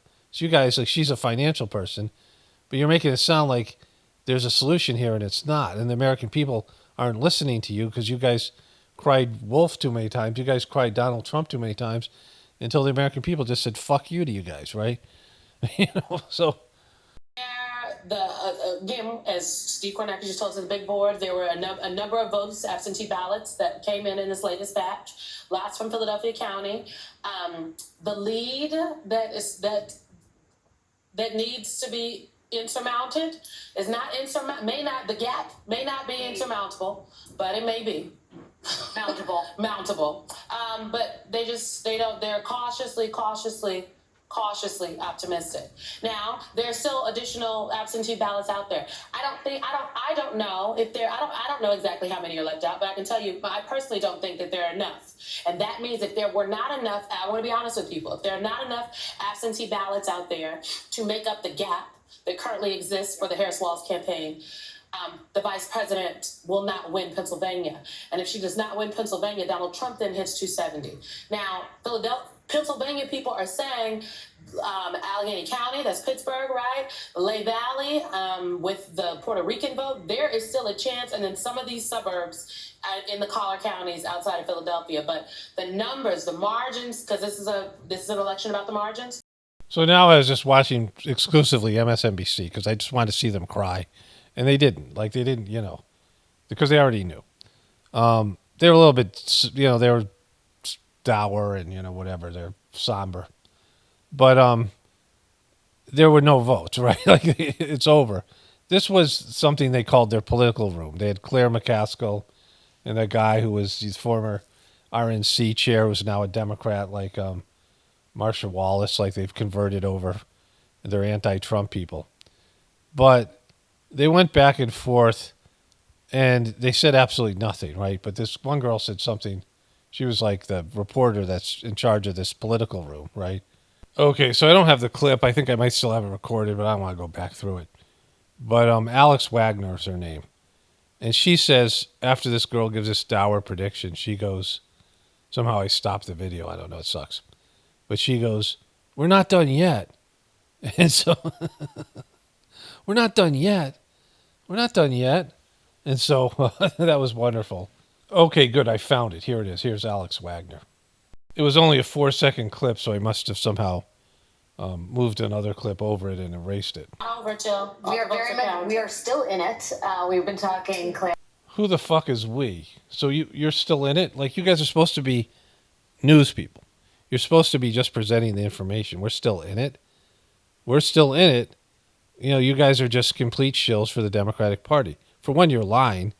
The election was over 2 hours ago. It was over before it even began, right? According to one great man.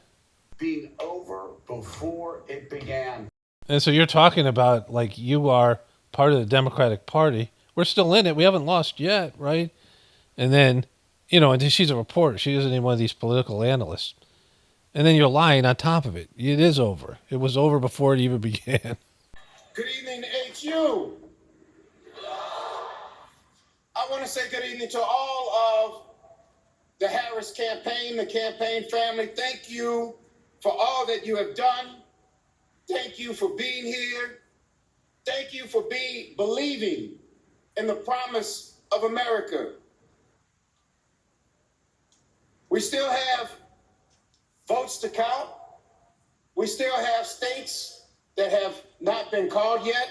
So Kamala Harris did legitimately go to Howard University, but she has a complex ethnic background and a socialization that is unlike most of her fellow students and alumni at that college. But she tried to kind of appropriate a culture here as a political person, and she just did this all over the place, right? And, this is part of her failure as a person and a candidate. And so she's losing, but, they have all these people waiting for her to come out and speak. And we may never see that bitch again. Like, she's going to come out and, give her speech to Trump, which I'll cover in my next video. What I'm going to do is cover Trump's speech a little bit at the end of this video. I got some more Morning Joe stuff. My wife and I just ate lunch and watched a little bit more. Classic stuff. And, they're just lying here. I mean, they're lying to their own people. They're lying to their own supporters. They're lying to their own viewers, right? Like, you know the outcome. Just tell people the fucking truth. This is what you're not getting it. Don't string people along. You're manipulating people. I had to watch an extra 2 hours of bullshit, because these guys would admit Donald Trump just kicked their asses, right? Like I said, he won bigger in New York. He made up 10 points in New York and New Jersey. I mean, in terms of what is traditionally the outcome of those states, even though he lost those states, those were where the real ass kicking took place, right? We will continue overnight to fight to make sure that every vote is counted, that every voice has spoken. So you won't hear from the vice president tonight, but you will hear from her tomorrow. She will be back here tomorrow to address not only the HU family, not only to address her supporters, but to address the nation. So, spoiler alert, there's a moment, of just a hilarious moment, where Rachel Maddow comes back to the woman there that says, nauseously optimistic. And she has a great line about her coming back because it's not planned. It's great. So thank you. We believe in you. May God bless you. May God keep you. And go HU and go Harris. Thank you all. A short and to-the-point statement from Cedric Richmond, the Harris campaign co-chair, speaking to what is still a considerable crowd at Howard University in Washington, D.C. You now see them turn as one to start to leave the grounds. They're letting the crowd assembled there for the Harris campaign and for in support of Vice President Harris, letting everybody know that she's not going to be speaking on any subject over the course of this evening. Cedric Richmond saying we still have votes to count. We still have states that have not been called yet. You will not hear from her tonight. But Okay, so you don't want to talk people out of voting like these places where the polls close late. You know, if you're hungry and you got to go out at 7, 8, you're in Arizona or one of these, western states, California, and you don't really, if you find out the election's over, you're not going to vote. They want people to vote. Like, I don't believe in voting. I don't believe in democracy. I don't believe people, we're degrading. We're going in the wrong direction. I believe in something else. Like, I don't believe in systems of governance. I believe in spiritual evolution, where good people just do good things. Whatever it is, you need better people. If we were better people, we'd have a better government. If we were connected to God, we would make better decisions. People can't make good decisions about what the food they eat, with their health care, their spouses. People make bad decisions every day, putting poisons into their body, never mind politics, right? So, you know how I feel about this. But people who believe in the system, all right, they're not going to announce right away Trump kicked her ass. But as soon as they know, they should tell you. And this is, he's like this. They know. Kamala Harris' team knows. Trump's team's over there celebrating. They know. They knew before the night even began, right? They knew months ago. So, but certainly they knew most recently, because the poll numbers can't be this wrong that they wouldn't know. Their internal poll numbers, which is much better. They're paying people to do polls, and it's much better, accurate polls, because it's going to show them where they can make up ground and where they can campaign and where to spend their time, energy, and money. And so just to keep people hanging and not admit to them, guess what, we lost. We lost actually days ago. Sorry. You guys were standing out here in the rain and the cold. But, did say that you will hear from her tomorrow, I think indicating that she may be speaking from Howard tomorrow, both addressing HU, Howard University, but also addressing the nation, in his words. I just wanted to sort of re-emphasize a point that Lawrence made before that speech about where we stand tonight. We're looking at a map that appears to show somewhere in the national 3 or 4 point swing from 2020 towards the Republican Party. We have called the Senate for the Republican Party. That they were always favored to take the Senate, given the map, so it's not hugely surprising.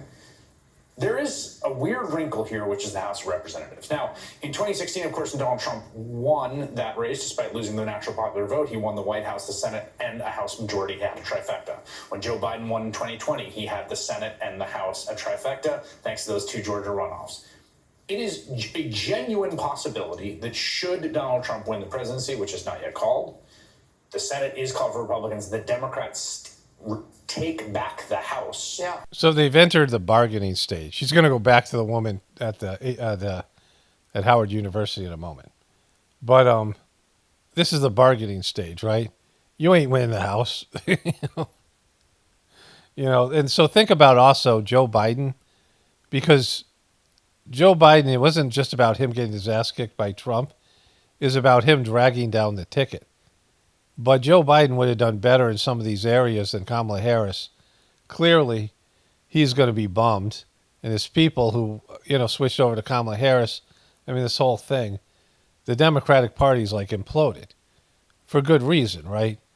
From Republic. This is not like crazy talk. This is not like some, it's 1 a.m. and I'm punchy. Like mathematically, based on what we know so far, based on the flips we have, that is genuinely an outstanding possibility. That could be massively consequential in ways that I cannot overemphasize. And we're going to have to, as we start to see House races get called and as we watch for additional flips and ads, we're going to have to talk about those consequences over the course of this night. You're not going to get away with it, with leaving without talking about those consequences. But before we leave Howard University, I want to go actually to MSNBC's Michelle Norris, who's at Howard University for us, who just saw those remarks from Cedric Richmond. We saw the reaction from the crowd from that aerial or that high-mounted shot in terms of people turning and leaving Cedric Richmond, Michelle, making clear that the vice president will not be speaking tonight. Nobody should be waiting to hear anything from her. But it does sound like, was I right in understanding what Cedric Richmond was saying, that she will be back at Howard tomorrow to make remarks both to Howard and to the nation? Yes, you heard that right. The crowd, you can probably see behind me the rush to the exits. I mean, as soon as he said that, people turned on their heels and they were out of here. Everybody there must have kind of been aware that she lost. And then you're at like a shitty party, right? When you're at a victory party, and you're waiting for someone to speak and you're hoping they're going to win, but they lose, the mood goes south quickly, right? Like that's what happens at these things. You're going to be at a good party and now you're at a shitty party, and it just gets more and more depressing. And instead of putting you out of your misery because they're watching CNN, they're just being dragged along, right? The evening was getting increasingly somber as people realized what this map is looking like. I did a bit, one of my like more enjoyable bits about somber ties. These guys wearing somber ties. Jake Tapper. Remember that? That was funny. I don't even know where that is or what year that was. Probably like 5-6 years ago. But I like the word somber. And, it was somber. It's getting somber everywhere. But not unexpectedly somber. The shock value wasn't there. He did indicate that she would be back tomorrow to speak to people here and to speak to the nation. That, of course, is a logistical nightmare on several levels because the university was not expecting her to come back tomorrow. I don't know how large the crowd will be. There are a lot of unknowns. A logistical nightmare. A logistical freaking nightmare. That was one of my favorite moments of the night. Because Kamala Harris was expecting to give a victory speech. And then they panicked and they tried to rush her out of there, hoping that there'd be some sort of absentee ballot. Maybe they'd rig the election. Some, higher power up there in terms of the controllers would make the call and say, no, let's dump a lot of absentee ballots somewhere. Or let's rig it, which wasn't going to happen. Obviously. They don't want it to happen because Trump's their guy. They don't want Trump going away. They never were going to take Trump out off the board. And that's what this election would have done, basically. And so Kamala Harris packed up her tent, but this guy came out and he didn't want these people to feel left out. So he said she'd come back, but it's a university, like they have school tomorrow. They weren't planned for her to come back. And when she does come back, she's coming back as a loser, right? She's going to have to give a concession speech. I mean, she's probably not going to come back there, but her saying that's a logistical nightmare because she's not supposed to come back tomorrow. In that statement, I do know that there was a lot of hand-wringing and consternation in her camp about when she should leave, about when she should start to head here at her victory party, which was in another part of town. At what point they turned off the TV set and just piped up the music because the room was starting to get increasingly somber. This woman's the star of the show because she's used her usage of the word somber and saying that it's going to be a logistical nightmare. This is definitely my favorite bit in the whole thing. And it's, they turned up the music and they turned off the CNN because they started seeing, everyone's like, oh my gosh, he lost. This isn't a victory party, it's a fucking funeral. And they don't know whether they should leave or not because they're part of the campaign. And that's just like great. So a lot of people here, I haven't had a chance to talk to people who expressed disappointment. Then there really is still a lot of people who are holding on to hope. They're playing Earth, Wind, and Fire in the background. which is an interesting, hopefully they don't copyright it because this is my favorite bit. But this is just absolutely spectacular. And, this is where reality sets in. Trying hard to hold on to hope, but the numbers, it's hard to do that in the face of a map that really looks like it's presenting a very steep challenge. The top of the Harris campaign. Okay, so look at the numbers here. It's probably about 1:30 in the morning. And Fox News has already called the election, which I'll show you in a moment, for Trump. And so they called Pennsylvania first. Pennsylvania's obviously won. There just wasn't any available votes. They were going through the counties, and they knew there wasn't. They knew how many votes were out there, and they knew what the percentages were. And he was up by 2.6. He was up by 3.5 in Wisconsin. They called Wisconsin right after that. It took until right before Morning Joe for MSNBC to call Wisconsin and all these other people. And then Michigan he's up by 6 with 60% in. And a lot of the early voting was for Kamala because of everything I said. And he was going to be up more in Arizona later, but that was, that won't be done for days. But he's won all these states, right? And they all know it. Manager General Molly Dillon said, we always knew it was going to be down to the blue wall, and the blue wall is still uncalled at this point. But it sounds like the Harris campaign is sort of keeping things tight in terms of whether or not they're going to string people along into thinking this is going to happen. I mean, this was just a great segment. Even Rachel Maddow said something funny, which is almost next to impossible. String people along to think that this is going to happen. And it's just not going to fucking happen, right? It is a blue wall, but not the kind you want. It's a wailing wall. Expect that to be the candidate. I think they planned for everything in terms of, it's close or Harris is ahead, but Trump declares victory. I mean, all these things that everybody gamed out. Now we're just waiting for the blue wall states to come in and watching the math. Sending people home is also like asking people to conserve their emotional energy. And it's not possible. I mean, I think there's no other way to describe how people are feeling leaving that venue and people on the campaign than deflated in this moment. Yes, all of the other states have not been called. But what they went to that venue tonight hoping to see and witness was a historic election of Kamala Harris to the presidency, was the end of the Trump era as they knew it. And so we don't know the outcome yet, but that is not what they are receiving. And they are being told to go home and wait till tomorrow. It's a hard thing to hear. I just want to say one more thing. And this has also made me think a lot about the campaign team. And She talks about this woman because she was involved with the Biden, she was Biden's whatever. Somehow I've lost the fuzzy thing on my mic. It stops from, I got to find that. But, she's wearing that same outfit 5 hours later when she introduces Morning Joe. And she doesn't call Wisconsin until 5 hours later, right?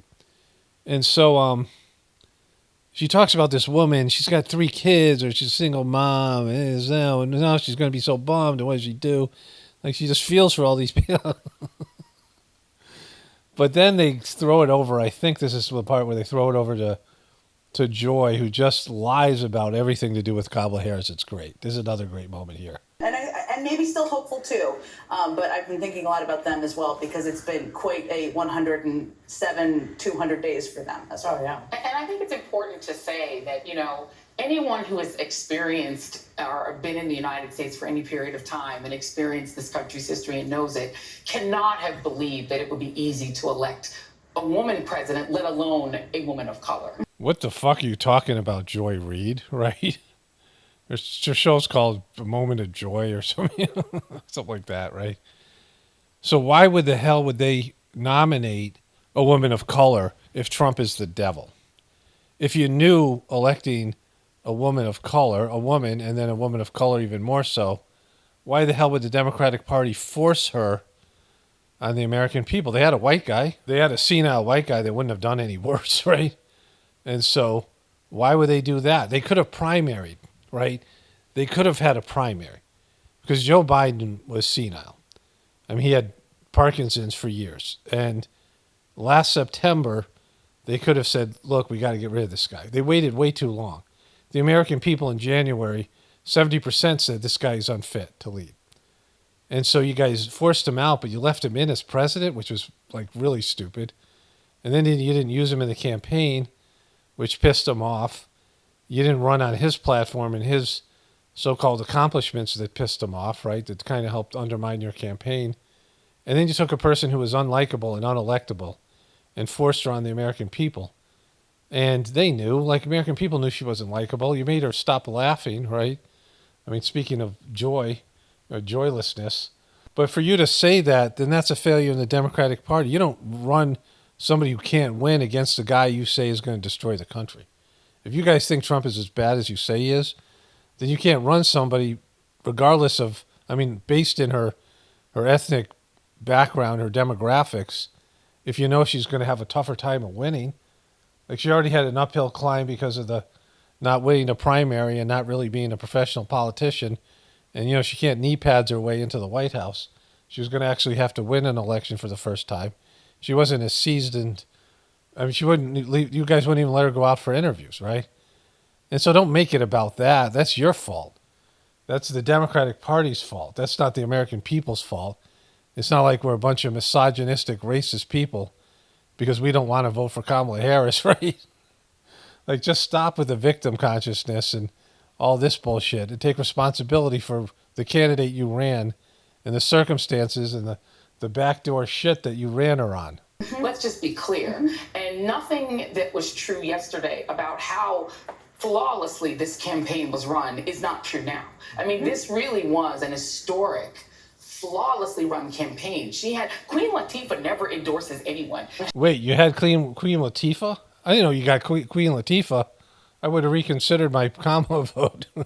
She came out and endorsed. She had every prominent celebrity voice. She had the Taylor Swift. She had the Swifties. She had the Beehive. Like, you could not have run a better campaign in that short period of time. Jesus, you don't get it at all. You don't have the capacity to understand what's going on. Even worse than the rest of these clowns, right? You're that clueless to say first she doubled down. I thought I had the earlier part where she was talking about how the campaign was flawless, and that other part that I showed you where she was talking about how white women didn't come through for their sister here, the sisterhood of the pro-abortion group, right? The pro-abortion feminists. But she said that she ran a flawless campaign, and to talk about it like she had Beyonce and Taylor Swift and all the celebrities, that's off-putting. You didn't get it, right? You guys don't understand men. You don't understand other demographics. You don't understand America's sick and tired of the whole narrative. We're sick and tired of celebrities being a part of politics. And it's just a joke to us, right? And so the majority of people, they're not buying into that same old bullshit that you guys think is so important. The problem is she was always a flawed candidate. And I said this over and over again. 2019, they propped her up, and they were forcing her on the American people, the Democratic Party, and they were thinking about her as a possible VP pick. She started pulling at 12%, and then she went to a debate. Tulsi Gabbard destroyed her. People saw how unlikable she was. She polled under 1% for the rest of the time and quit before receiving one vote. These were all Democrats. The Democrats, she couldn't win a percentage, 1% of the Democratic vote when senile Joe Biden and weird-ass Bernie Sanders were polling in double digits. She was losing to Elizabeth Warren and Klobuchar and Pete Buttigieg and all these other people, right? Andrew Wang, Marianne Williamson. It wasn't about race. It wasn't about, she couldn't get, Biden had all the black support. She couldn't even get, people in her own demographic. She couldn't get women. She couldn't get anybody. Nobody liked her. Nobody wanted to vote for her. She had to close her campaign down. And then they made her VP just as an insurance policy because Joe knew that nobody wanted her as president. So she was extremely flawed in every possible way. She was unelectable. She was just as unlikable as Hillary Clinton and in some ways more annoying. And so she had no chance at this election because you guys wouldn't even let her do interviews. You're talking about a flawless campaign. She was never authentic. She was just somebody who read talking points. She was one of the worst candidates in history at a time when people want real and authentic, and Trump was giving them that, and she wasn't giving them that back. in that debate where you guys all claimed that she kicked his ass, she gave that look that I talk about so much. That look that's that horrible look that, men just it makes them shrink their testicles, right? Like she's like, it's a repulsive look for men. She's horrible on every level. I think that's still true. And I think that the other piece that I think is really important to say to people, because this is where it gets dicey, is that the fact that we now have to wait for more vote to come in, that is how the process works. There is an absentee ballot that needs to come in and that must be counted because those are also legitimate votes. Yep. This is where we get into that point where Donald Trump can do the thing Donald Trump does, which is to say, I like where we are right now. And anything that changes that, because there is still a chance that the absentee ballot, that the remaining ballot could change what's happening now. No, I think she actually believes this, and she's supposed to be a reporter. There was zero chance, and there was zero chance before the day even began. Polling actually works when it's done correctly, and it's the information age. Everyone knew this was over before it even began. Morning Joe was going to say it the next day. It took you guys forever to tell it to the American people, which is just another case where you guys are lying to your own viewers, right? And keeping them, people who wanted to have some resolution before they went to bed, not wake up in the morning and have to find out when it easily could have been called. It's a landslide. Landslides don't need for you to wait till the next day. And so we need to be really, I think, vigilant and important in telling people and reminding people that until all the votes are counted and there's an actual call made, we don't have an outcome. And people going home at Howard, my concern would be that it feeds a disinformation, sort of doom loop that could be exploited by those who've been exploiting this campaign. We've had a doom loop, right? A doom loop. No, you lost. People can read the numbers. They could see where this was going. They should be bummed out because they were lied to ahead of time. They should have never showed up there. There was going to be no victory party. You guys, lying to people and these campaign people volunteered to you or whatever. It's just, all right, I understand why they're not going to come out, hey, we lost before they had to let it run its course. But they waited too long, and you're waiting too long now, right? And then she gets into this, right? Russia, someone maybe with a Russia, VPN or maybe in Russia calling in death threats. And those death threats were going, let's be clear, to minority, black, and indigenous counties. Bomb threats. And 2 points on that. So I was taping CNN, MSNBC, and Fox. I went to ABC, CBS. I went to back and forth between all these channels just to see the way they were covering it. And the only one, and MSNBC was unwatchable. It was the worst one up until the point where Trump won. And then that's all I watched, right? Because they're going through their own rationalizations and ways to figure out why it wasn't their fault or how they were the victims, right? But they were the only ones all night that I saw talking about bomb threats. CNN might have done it, but not as... I tuned into MSNBC, and they were talking about like 3 or 4 times. And all the stuff they say about crazy conspiracy theorists, all this the things they say about all of us, that don't agree with the official story. And the way they talk about Trump being paranoid and delusional, they make these victim, whatever's a way to look like a victim or feel like a victim, they create these scenarios, right? And, it's just the hypocrisy here. On that one, to reinforce what Joy is saying and what we know, but the truth bears repeating, we are counting all the votes and following the facts. Yeah. We are not in a race to get the facts. We will follow them, and they will come when they come. We are not in a prediction contest. We're not in a probability contest. We're not in a is your needle right contest. We are going to do that. So that's number one, and we are committed to that. And I wish everyone was committed to that, but we've learned not everyone is. Full stop. Why are you saying that? You sound like you're defending against something that other people are doing wrong. I think there are a lot of folks out there that don't care about that, and so either they don't care about the real result. They want to jump to want to jump to it before we know it. I got it. So when I saw that, I knew that Fox News had already called something for Trump or everything, and they called everything. They called Pennsylvania, and I switched over to Fox, and they were just calling Wisconsin, and they were declaring Donald Trump the winner, and Trump was about to come out and speak, right? So, and they all could have done it, right? And so this is just bullshit. Like, don't defend your gaslighting and lying to your audience. Okay. So that, full stop. Then there's the journalism of what we're seeing right now in the last 10 minutes, and we are seeing where both campaigns are at, which doesn't mean they know the future, which is why I so laboriously made that point. But we've seen Donald Trump think he might win re-election and sound like that, and he lost. We saw the Hillary Clinton campaign, I say this in the most bipartisan way possible, on election even 16, really think they were going to win. So that's 2020 was the aberration, right? 2020 was when the COVID happened and all of that. No one knew what was going to happen. And there was no real campaigning. They hid Jojo Magoo away. And they were doing everything in their power to cheat Trump out of the election. And so that's the aberration. Because of the mail-in ballots, no one knows really fully what happened there. I mean, somebody does, but not, everybody else, right? And so that was the aberration.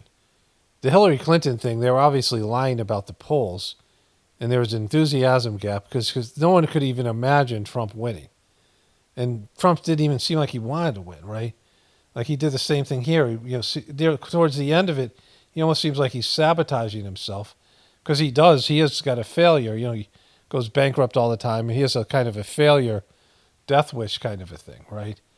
And so, everyone knew that this was going to be different because there were no mail-in ballots. There was no way to win at the end of the night or the next day for Kamala because they weren't going to bring in hundreds of thousands of mail-in ballots. There's no, there's no story behind that, right? So the election was over and everybody knew it, right? Except for these guys, or at least, the ones that did know were lying. Be a huge gain. Same in Montgomery County. There's some left here Democratic, but again, if it's about a 60-40 split of what's to come, that won't net out to a ton. And then there are places to come with significant vote where, look, Trump is running ahead in Bucks County now by 2.5 points. Votes to come there may net out a bit in his benefit. You could look here. This is just the mail-in ballot in an overwhelmingly Republican county. You're talking tens of thousands of votes still to come here in a place Trump won by almost 40 points. So he's going to make up ground there. He's going to make up ground still in a place like Schuylkill County, a core Republican county. He's winning it by 52 points. There's still votes to come. There are still pockets of votes as well in these deeply red Trump counties. They add up as well. So again, Democrats stand to make some gains in these places, maybe some very substantial gains out of Philadelphia. The provisional vote, we are trying to figure out how much there is. That looms as a wild card here. But again, looking at a mountain of 191,000 votes you got to make up with this little left in Pennsylvania, that's looking like a close to a Mount Everest there for Harris. But let's get a sense of that provisional. So 94% of the vote had been counted. And Trump was up by 200,000 votes. And he still had places where they hadn't counted all the votes in counties that he was going to do well. And Philadelphia was mostly all the early voting votes had been counted, and those went mostly for Harris. And so the Trump votes were more same-day votes. And so he was going to gain ground even in Philadelphia to some extent. Not even gain ground, he was winning. And so it was over. Fox has already called this. He knows it. And if she lost Philadelphia, that was it. Like, Philadelphia was the big one. She had to win it, right? There was no path to victory without Pennsylvania, and she lost it.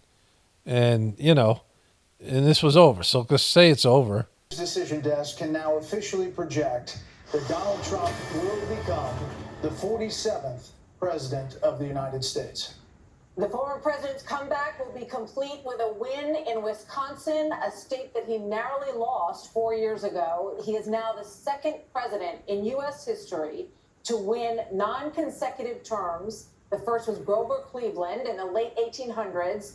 Senator J.D. Vance will become the 50th vice president of the United States. Voters expressed deep frustration with the Biden administration, and former President Trump and the future President Trump overperformed in urban areas, particularly with men, proving that the strategy that they doubled and tripled down on over the course of the last few months absolutely succeeded and brought him back to the White House. 47th president of the United States, former President Trump now defeats Vice President Kamala Harris, who entered this race just over 100 days ago. And for Democrats, they were projecting the possibility of running the table with battleground states. David Plouffe with the Democratic campaign of Harris campaign suggested that just yesterday. Now it is possible that Donald Trump runs the table. Okay, so they had called Wisconsin, but they had already called Pennsylvania, so I didn't even know that. So Trump has four, he was like, we had like six, at 276 or something, whatever it was. So he had passed it, they declared him the winner. None of the other networks had called except for Newsmax, which I hadn't checked yet. And they're not even a real network. But all ABC, CBS, and then, MSNBC and these CNN, they didn't even call Pennsylvania. When this guy clearly was stating that Pennsylvania was done, right? And the rest of them were done. They know, like, the whole thing. Actually going to be tasked with overseeing the U.S.'s 13 different health agencies and the HHS and potentially vaccine policy. And those are conversations that would begin immediately just a couple miles from where we are, theoretically over at his Mar-a-Lago estate. So a couple things here, and this will play out later on. This is, people are going to celebrate Trump. Trump are good. Celebrate, have a good day, whatever. A good whatever days this gets you through. But Trump's still a nightmare, and his presidency is going to be a nightmare. And RFK Jr., pushed out an agenda because Trump hasn't picked his cabinet yet. He's made a lot of promises to a lot of different people, and now he's going to have to do that. And he's going to have to stab RFK Jr. in the back, or he's going to have to pass these radical policies that are against Big Pharma. I went to this chiropractor, and we had this good talk. He was a truther kind of guy, and this is when I had COVID. This guy was a kind of a, he had a sort of a bunch of different modalities he used. He had a kind of good healthcare system there. He also did acupuncture, and he had all these stuff. They drew blood, and I've talked about this earlier in a recent video. And he was talking about various things that reminded me that there was a time where all these alternative health people, prominent alternative health people, started to die.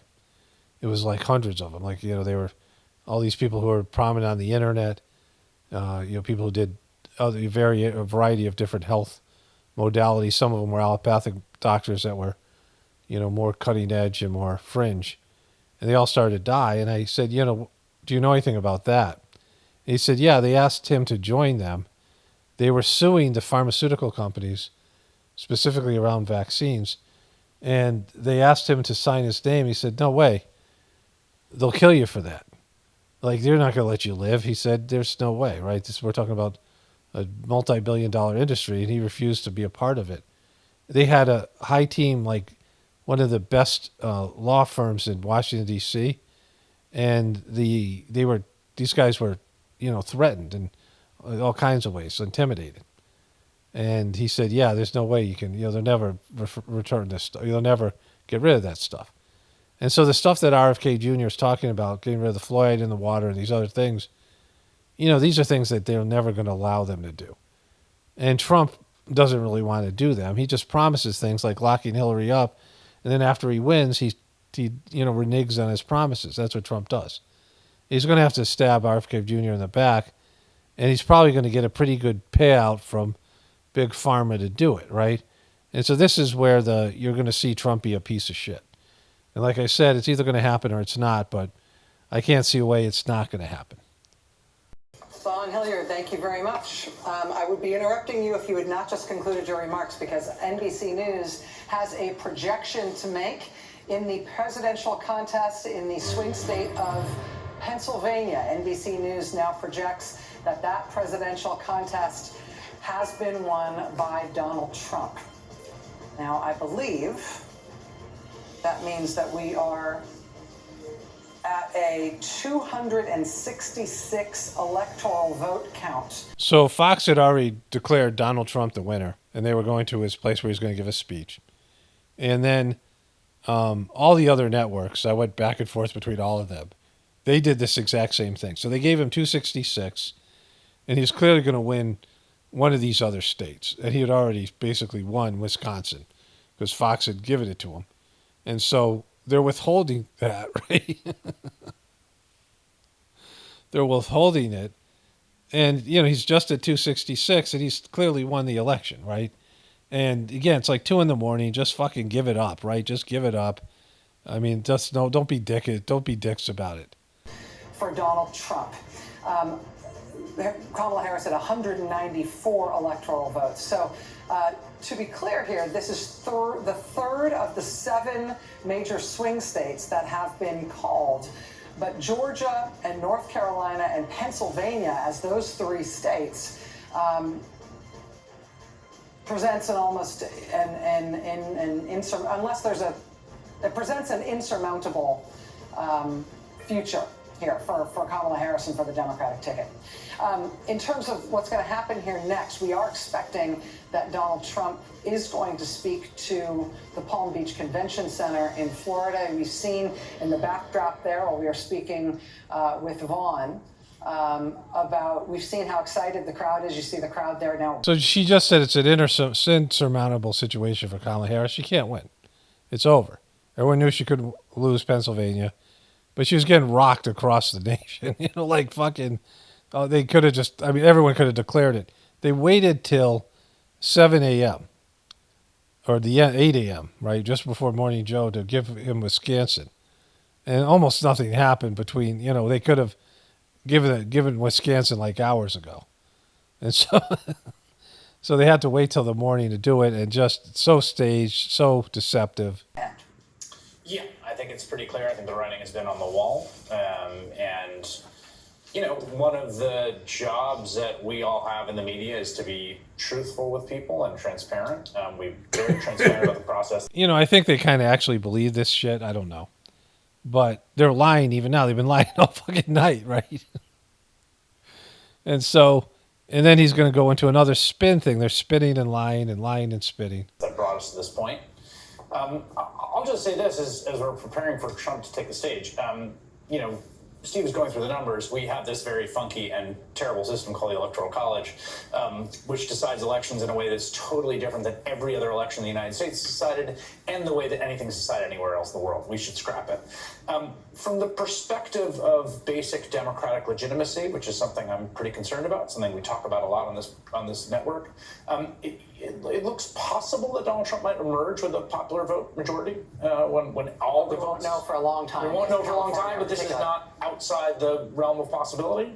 The Electoral College looks strongly in his favor. And if that is the case, if he has won the election, then he has won the election. And the reason I say that is because we've spent many years talking about democracy and its vibrancy and the importance of the peaceful transfer of power. We've had a violent insurrection. Okay, Jesus, right? Again, whining about the Electoral College. And, Electoral College is stupid. It's all stupid. Democracy's stupid. People voting, people don't have the capacity. Not everyone's vote's the same. Not everyone has the same reasoning ability. Not everyone can make, the same sort of rational choice. And so one vote for a person, it shouldn't be that way, right? It really doesn't work. I mean, it ends up the way it is now, where it's just pandering to people's desires to get votes, telling them lies and making them promises you can't deliver on, and then manipulating them every way possible, and then cheating at the end of it, right? So it's just a mess.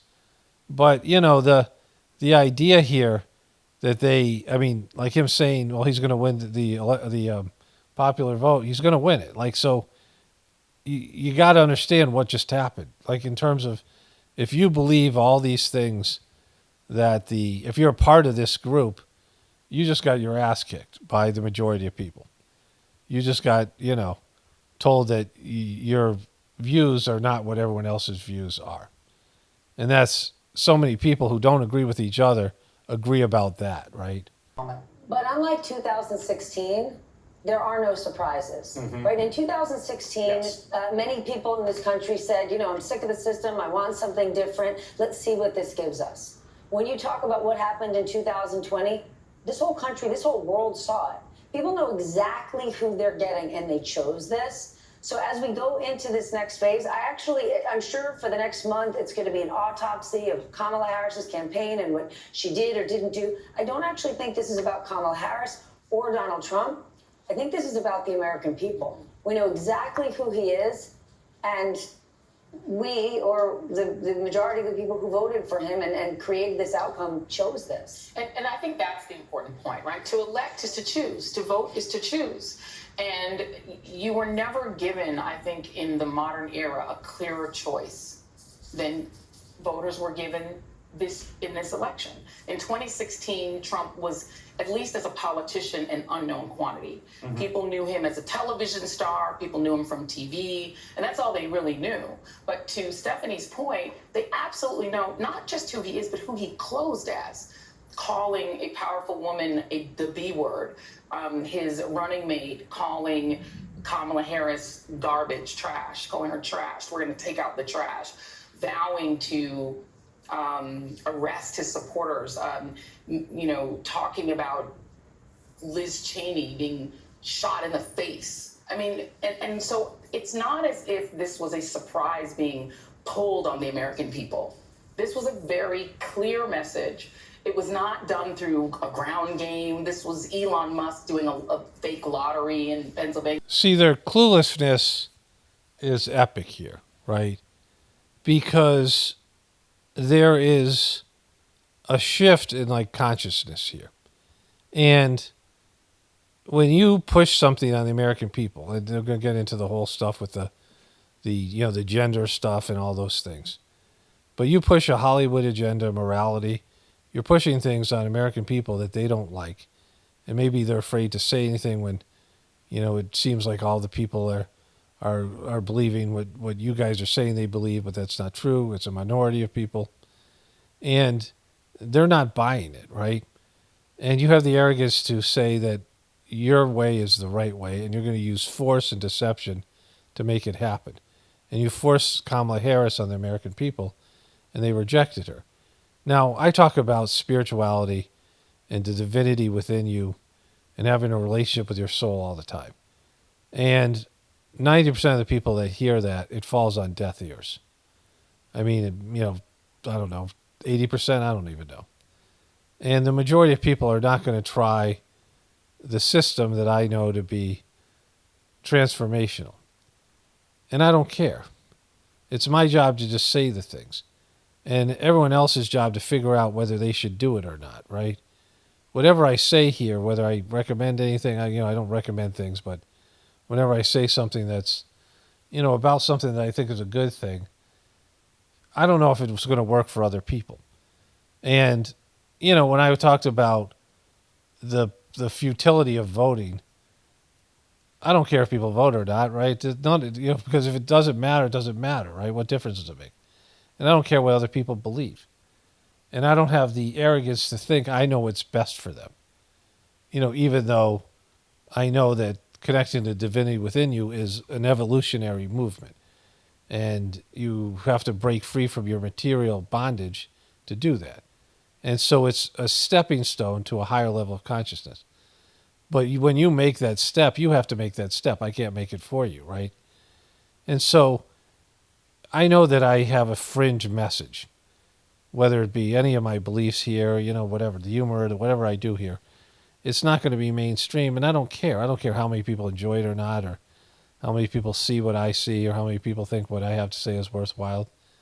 But these people think that they have like the word of God and that they're administering the divine truth, and it's pathetic. It's not, it's the opposite of that. Like they're on the wrong side of fucking everything, right? Being shot in the face. I mean, and so it's not as if this was a surprise being pulled on the American people. This was a very clear message. It was not done through a ground game. This was Elon Musk doing a fake lottery in Pennsylvania. This was not a ground game situation. This was nothing to do with Kamala Harris's campaign, which was, again, flawlessly run in 100 days. And so that wasn't the reason for the choice. And so whatever the reason for the choice was, a choice is made, and then you get what you chose. And so if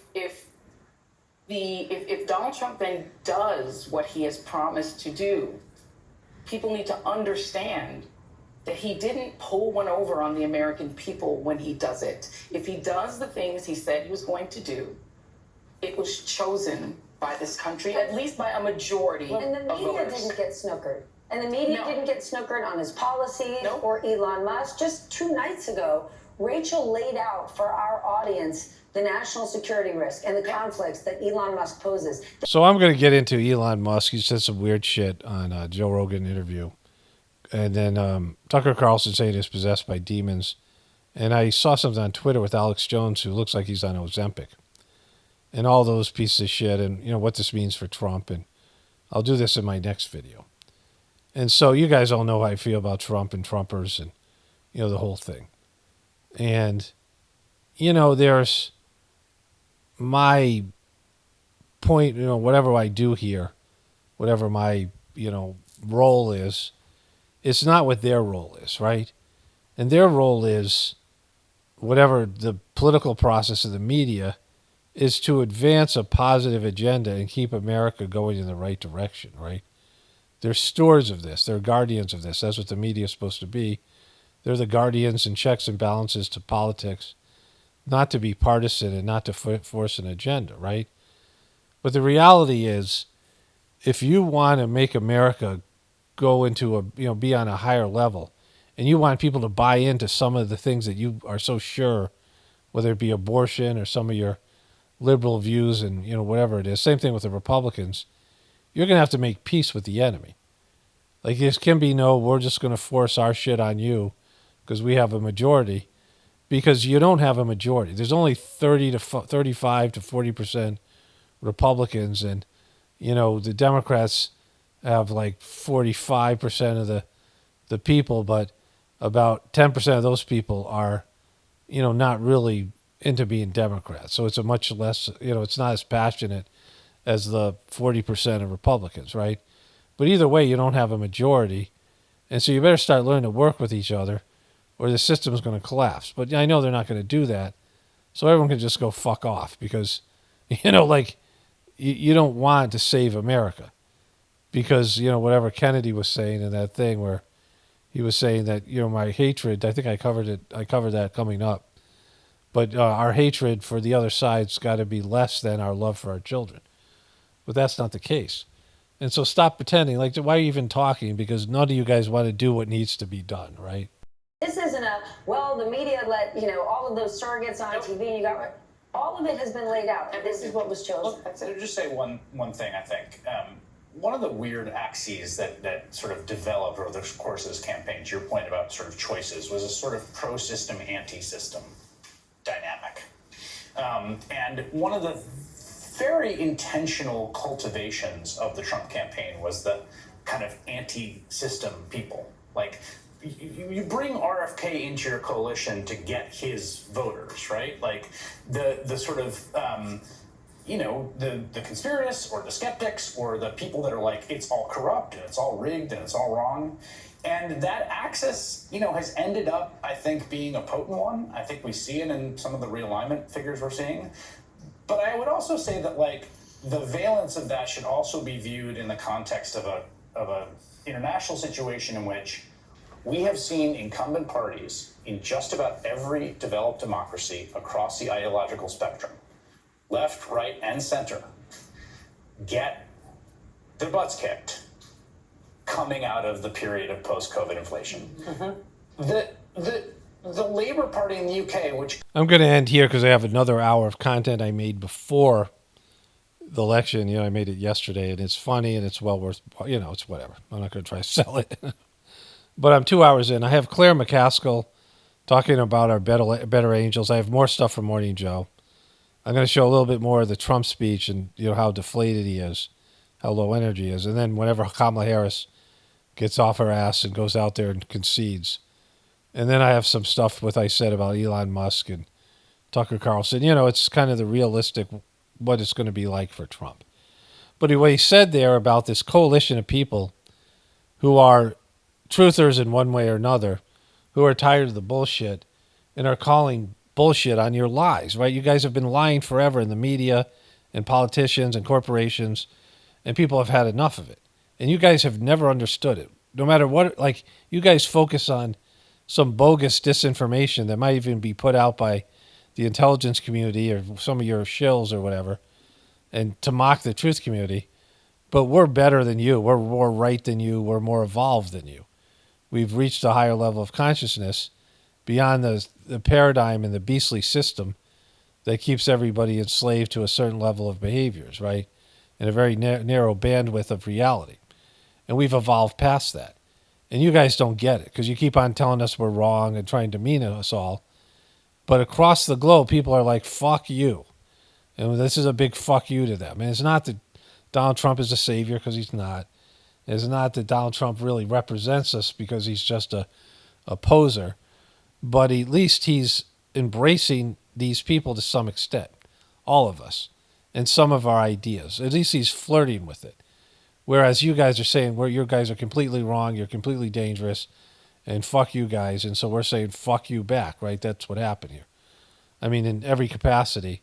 And that's something for you guys to get over. Because you guys have to come and meet us where we are, right? Like, we're the majority of people. The majority of people get their information from the internet. We don't buy your bullshit anymore. And so the people, but you guys are still part of the power structure and the money structure. And you guys better figure a way to make peace with us, because otherwise the system is going to fucking implode, right? And, you know, you've lost control.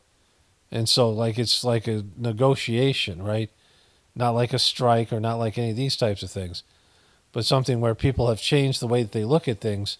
It's an evolutionary movement. As much as you guys think you're progressives, you're regressive. That shit you're pushing, that Hollywood morality and the gender stuff and all these things. I'll get into this with Morning Joe because he makes a reference to it. I was going to put it here, but it's just too long and I'm getting tired. I was up to 3 o'clock last night, so watching some bullshit election. Anyways, here's the other part of the video that I already made, and then I'll come back with follow-up coverage. Oh, yeah, I just realized I covered the Kennedy thing, and so I thought I covered that in a previous video. So that ties into this whole thing I'm saying at the end. The Kennedy thing with the fluoride, so that's what I lead off with here. But anyways, here it is, and like I said, I'll be back on Friday. Okay, greetings, brothers and sisters. So this is Tuesday, November 5th, the election day. And I doubt there'll be substantial or conclusive results tonight. We'll know more tonight. We should know everything right now. There's so many ballots that have already been counted and so many early voting ballots. They already kind of know. And so I've already covered that in my last video. This video will be up tomorrow on Wednesday. And I have a few things to cover before we get into the results or whatever happened on election night. And so let's start here. So there's a big development here with RFK Jr. Around RFK Jr., but just on the top line of it all, the idea that RFK Jr. would be put in touch or in charge of health and science in this country, what do you say to that? It's dangerous. And if you look at his It's dangerous. track record, first, he's not a medical expert. He's not a public health official. Trump praises RFK Jr. saying they'll ban fluoride in water. And, you know, he has decades and decades of, you know, spewing rhetoric that is against science. It's against these. It's not against science. It's not against science, right? These, you know, this is how the CNN dopes. I got another thing to show you here. Established scientific evidence. Dr. Sarah Madad That we have. And to have someone that is sharing. She works at Harvard Kennedy School. These types of thoughts and ideas, influencing policy, influencing oversight, is quite dangerous for public health and for all Americans. Because, you know, doctors are only the third largest killer of people in America. But it's dangerous. What Kennedy's saying is dangerous. Because modern medicine doesn't fuck people over like by doing gain-of-function research on something that ends up getting released either intentionally or unintentionally, and then that thing fucks everybody over and destroys economies and kills people and, you know, the whole thing, right? Like, you know, there's no side effects to vaccines or there's no danger to any of the stuff that the modern medicine's doing, right? Yeah, I mean, we were talking in the break about, you know, there are a lot of Americans who are concerned about health and safety, whether regulations are really keeping up with the information, whether or not their food is safe, their water is safe. That is being co-opted by people who want to make a conspiracy out of everything. And what do you think? What do you mean co-opted? we don't trust you. Like, you guys have lied and exploited people constantly, right? And so this is the first part. I want to get to the other part because Jake Tapper asked this woman specifically about fluoride. Let me just see if any of this is about fluoride here. Okay, so Van Jones says something here. Also, on the progressive side, you have voters who say, listen, all these experts have been telling me stuff that turned out not to be true. Yeah, so this is what I'm saying. When you guys have no credibility anymore, you've lost all credibility with people who can see and keep score and know that you've lied to us and been wrong about so many things, then what you say, the official story, has no weight anymore. And so that opens the door to massive disinformation. And people will just make up things. They don't have the training or the skill or the critical thinking skills, or maybe just the morality, or maybe they're just out and out disinformation agents. But they're just going to post lies because of the vacuum that you fucking created by lying. Like you, the mainstream media and everybody else. You've lied to people, and there's a vacuum that's been created. Let's see what else he says here. They gave me a housing bubble that wiped out all of my assets. They had my kid go fight in a war that was dumb. I don't believe everything that It was dumb. That war was pretty dumb. we were told during COVID served my child well in his or her school. So you do have people. Yeah, the way you handled COVID was a disaster, and then you banned people like the pharmaceutical company and the mainstream media pressured YouTube to create this disinformation, this banning of medical misinformation when we couldn't say things. Many of the things were helpful, would have helped people compared to what was being told to them by the official story. Okay, so she's going to talk about fluoride here. About this stuff because some of it actually is just straight up dangerous on the vaccines. But what about the fluoride? Yeah. Well, first, fluoride is a natural occurring mineral. It's not a man-made mineral. And when we talk about adding it to the water supply, it has proven benefits. We have over 75 years of data that has scientifically proven that it has helped, with oral hygiene, dental hygiene. And so it helps prevent decaying cavities. It helps. So I want to get into prevention. Well, I'll talk about it here because I want to play this again. Because Jake Tapper has somebody else. Look at him. Look at her. Right. Look at like he's got questions. Of course, with the whole thing with Tuskegee. But when in our modern day medical system or dentistry system has there been anything about prevention? Right. I mean, there's a little bit more prevention in oral hygiene, but the money that's being made is being made by the cavities that you get, and the dentist industry and the medical community. You being sick and you having constant problems means that you have to go more to the dentist's office. I'm going to talk a little bit about my situation. Somebody asked me another question about my dental situation, and I want to talk about DMSO a little bit more after I get through this whole thing here. But I talked about this, that I was given fillings that I didn't need, and a dentist my sister worked with later on, as a kid, the guy filled my mouth full of metal with mercury in it to line his own pockets. He was a bad dentist, right?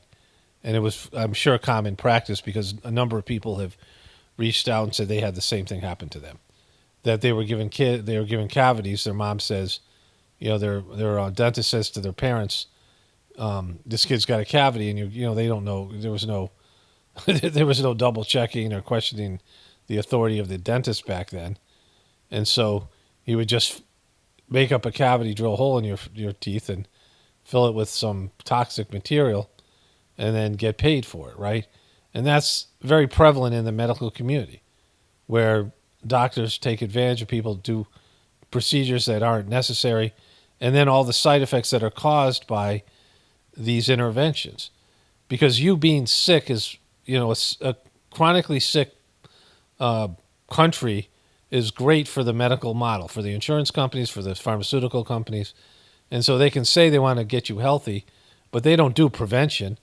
There's never prevention. And so, the American government's not pushing for prevention, or they would get rid of all the toxicity in your food, right? They would say, no, there's no chemicals that cause cancer. There's carcinogens and heart disease in every type of prepared food that you would be getting at supermarkets and fast food restaurants. Why aren't they preventing you from having those? They're promoting those, right? You walk into Walmart or any of these grocery stores, and you see people with a grocery cart full of cancer, right? Provide just better oral hygiene. It helps with antibacterial properties and the like. And so what it's doing is it's helping both with pain, it's helping with disease, and it's helping with cost. And so these are all really amazing benefits. So what is and the it's concern? across the board. I've got friends who used to be, frankly, more progressive. Post-COVID, they've become much more conservative about issues just like this. It's almost become a gateway drug to the right. You know, this was a progressive issue. The people I knew about fluoride from, I mean, I had Facebook friends who were all liberal, sort of hippie-ish people, and they knew about fluoride, as did the Alex Jones type people, right? And so this isn't just liberal or progressive. Now, think about what she said, that all the things that it does for your teeth, but you're drinking it. It's in your drinking water. It's in your everything that you cook. So you're consuming different amounts of fluoride, right? You know, based in where you live, what type of fluoride, where they source their fluoride, how much fluoride they put in the water, how much water you drink, right? How much of the tap water you drink. And so someone who isn't home a lot and maybe drinks some amount of fluoride, right, as opposed to somebody who's home all day and drinks a lot of water. And so people who drink a lot of water and a lot of tap water are getting a bigger dose of this. You know, it's not something that you can regulate, right? You know, you have it in your toothpaste. They have it in their mouthwash. I mean, you get it at the dentist. So there's a lot of fluoride you're receiving. And, you know, it's a class 5 toxin, neurotoxin, right, which we'll show you in a moment. But there's skull and bones on it, so it's called the neurotoxin. So it's considered poisonous to people. And the amount of dose you get is just based in your circumstances and a number of other factors. And so, like, you're getting dosed with something for your teeth, but it's affecting other parts of your body, going through your different parts of your body, right? And so this whole thing sounds goofy, right? Doesn't it sound goofy? To be concerned about some of these health issues. So what are people's concerns about fluoride, and how do you respond? How do you knock those concerns down? Because they're saying all kinds of stuff about fluoride. So with the current levels that we have in the water supply, and over 70% of the water supply is fluoridated across the United States, it is safe. It's not toxic. When you look at... It's not toxic because of the amount they put in. If you put in more, it would be toxic, right? It's a neurotoxin. Adding in additional, amounts of fluoride, even then, the studies have not proven any significant, health adverse effects. So at the current... The studies, the studies that they're doing. So they don't know, right? These are studies that they're doing on low levels, but they can't determine how much somebody's ingesting, right? So a few more things to do with this, and then we'll move on to the video with Jake Tapper. Levels, there's across the board. You're seeing meta-analysis, epidemiological analysis, observations that have not shown any correlation with any physical or, mental or even... So we know that they release medicines that are poisonous. There's 200 medicines that have suicidal ideation or depression as part of their symptoms, right? As you guys who watch my regular videos know, that I believe that everyone can solve their own problems. I share information that I was shared, but I don't claim that I can ever get to the bottom of any of this crap, right? Because it's, it's just a sea of lies, right? And what works for me might not work for you. But here, let's get into this in the fluoride. Depression and suicide risks are side effects of more than 200 common drugs. Here are the lists of them. Many of these are for antidepressant. They're antidepressants. And there's some long list here somewhere. Here we go. Look, these are all either suicidal symptoms, right? The long list of suicidal symptoms. And then depression. 200 of these drugs, right? These are all pharmaceutical drugs. They're pharmaceutical drugs. I just did a video where I was mocking a commercial that was about diabetes, like type 2 diabetes drug. And one of the possible side effects, was an infection that could kill you, right? Like the infection, like death was, I mean, there's cardiac arrest is sometimes a side effect, a possible side effect, right? The things that they list on these drugs. So, like, let's not pretend that they don't put out toxic materials that are actually, what they're called medicines, that are at risk of killing you. And so years ago, there was this video out there, and unfortunately I didn't copy it, and I don't know where I can get it. But I think it's pretty much to do with this. This is WCVB 5 in Boston. It was out of Massachusetts. And there was this guy here, and it was probably this guy here. Department of Public Works Director Rob Damaris said that he mixes the white powder with water. This is Chinese fluoride from China, right? This is back in 2010. And he said 40% of it will not dissolve. I don't know what it is. It's not soluble, and it doesn't appear to be sodium fluoride, so we are not quite sure what it is. So he's dumping this shit in the reservoir they got from China. You know, China has sent out like milk that has toxic material, some toxic crap that was added to boost the levels of protein. They've done that in their own country, and there's things that China sends out that is not kosher. But sodium fluoride, which we'll get into in a minute, is a class 4 neurotoxin. At least it used to be. The mayor said this residue clogs his machines and makes it difficult to get consistent levels of fluoride in the town's water. Now, these guys who do this work are maintenance guys. They're not experts in, medicine or chemicals, and they get sent these toxic materials or fluoride. Choose which one you believe it is, right? And this guy's dumping it in. They show the guy dumping it in the video. It's great. And there's skull and bones on it. So he's dumping something that has a skull and bones warning signs on it, and he's dumping it into the town's water, right? It's a wonderful video. And I can't find it anywhere. I look for it. If anybody finds it, please let me know. It is, well worth sharing, and I'll copy it and I'll have it forever. I'll put it in one of my folders. But it's, it's well worth seeing, but you get the idea. And so I was searching for it here, and this is all articles or videos about people who are concerned about fluoride levels and fluoride affecting them negatively in drinking water. So now all of a sudden, doctors discuss new study in fluoride in the water. This is becoming a thing. And it's been around forever. And so the potential for fluoride to be a neurotoxin in humans is a controversial topic.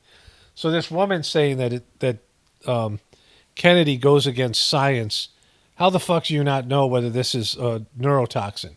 It used to be listed as a neurotoxin. Here's a picture of it. This is sodium fluoride, which this guy was talking about dumping it into the water in Massachusetts. And that's the fucking skull and bone sign, right? I have another picture here somewhere. I have a few pictures on my own. Let me pull those up. Okay, in the 50s or the 60s, sodium fluoride, 1 pound, insecticide kills roaches, water bugs, lice, and poultry, or on poultry. I guess you're supposed to put it on the chickens and then eat their eggs. And so there's these various warnings, sodium fluoride, insecticide, right? And it says a poison warning on it. So they were using it as insecticide, also rat killer. There used to be some for rats killers here. Like this, I don't know, it's hard to see that one. Let me see if I can open it up in a bigger thing here. So this is the sodium fluoride, and it says, they say it's in your water. This is it kills rats, right? So they had all this stuff out there that was killing rats and insects and stuff. It has skull and bones on it, right? All this stuff. And don't drink poison. And so, it was known as a neurotoxin because they used it to kill fucking rats and insects, right? Right? It's like crazy. And so in the movie The Dark Waters, which is actually a pretty good movie, they were making, it was like DuPont or one of these big companies, and they were making Teflon for pans. And it created a toxic chemical called PFOA, and they didn't know what to do with it, right? And they were just dumping it in creeks and all these cows that were dying and people were getting cancer. And it is a man-made chemical that involves fluoride, right? So it contains fluorine atoms. It's part of the fluoride family. And they did something to it, and it created this toxic material that just was killing cows and people. And there was lawsuits and things. And the movie Dark Waters is good to watch because of that. And so, this is all part of it, right? And the pharmaceutical industry spends nearly $8.1 billion on advertising. That was in 2022. And it was $18 billion in 2023, right? And for CNN, in 2018, they spent $19 billion, right? Fox News, all these places. So these CNN and MSNBC and Fox News, they have a very old audience. And those people are using pharmaceuticals like they're taking multiple drugs. And if you watch any of those types of, when you're watching the news, you'll see multiple ads. Like I see pharmaceutical ads all the time, and I fast forward things. I don't watch ads, right? But they're just there. And so CNN is getting lots of money from Big Pharma and the medical community. And so, they should say that before they report on something like this, right? They should say that they get all this money from Big Pharma and these various other groups, because that affects what they're going to say, right? If you're giving advertising dollars to some organization, like a news organization, and then they shit all over you and have accusations against your products, start telling everybody don't use their products, you're not going to want to advertise with them. And so their message is compromised. Any monies that CNN receives, like let's say I had somebody who wanted to pay me money to endorse their products. Well, I would have to use their products and love their products to do it, right? And even with that, I don't like to suggest that something that works for me works for you guys. So when I talk about things, it's never in terms of, oh, you guys should do this. I'm just saying, I use this and it works, but it may not work for you. It might work for me. It might work for some of you, some of you not.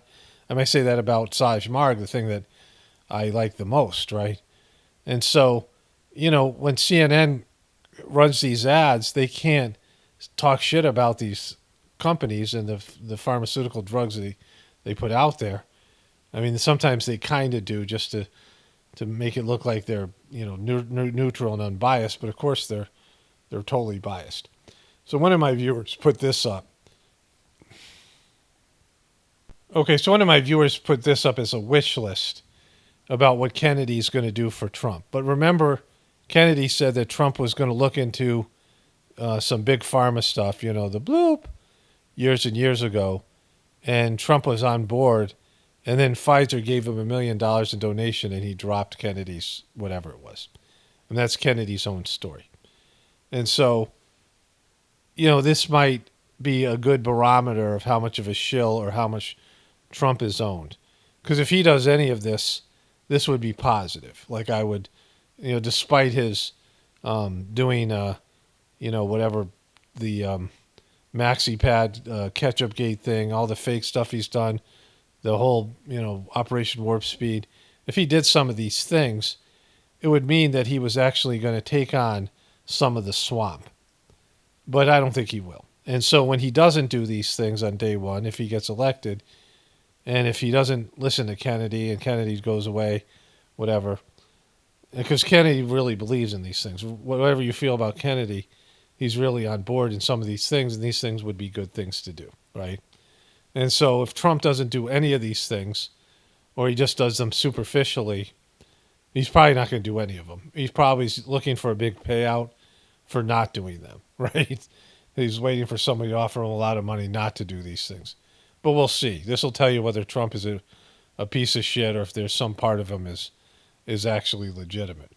There could be a dramatic, if not radical, shift in public health policy if Donald Trump wins tomorrow. Robert Kennedy Jr. wrote on X, quote, on January 20th, the Trump White House will advise all U.S. water systems to remove fluoride from public water. Fluoride is an industrial waste associated with arthritis, bone fractures, bone cancer, IQ loss, neurodevelopmental disorders, and thyroid disease, unquote. Please note that RFK Jr. is a prominent anti-vaxxer, not a doctor, not a scientist. But Jake, when their real doctors were against the COVID policies, these real doctors who turned out to be right, and they were banned and deplatformed on social media, and you guys didn't have them either, what about real doctors and scientists that disagree with big pharma and the companies you're shilling for, right? What about them, Jake? Many things he says are disputed by the medical and scientific community all the time. And yet, regardless of his lack of expertise, Mr. Trump has promised to put RFK Jr. in charge of health initiatives. Let's bring in CNN's Meg Terrell. Meg, I honestly have no idea what he's talking about here, which means I'm ready to be convinced. Why is fluoride added to our drinking water? Well, fluoride can prevent tooth decay. So I copied this off the TV. I don't know. I looked and they hadn't posted on YouTube.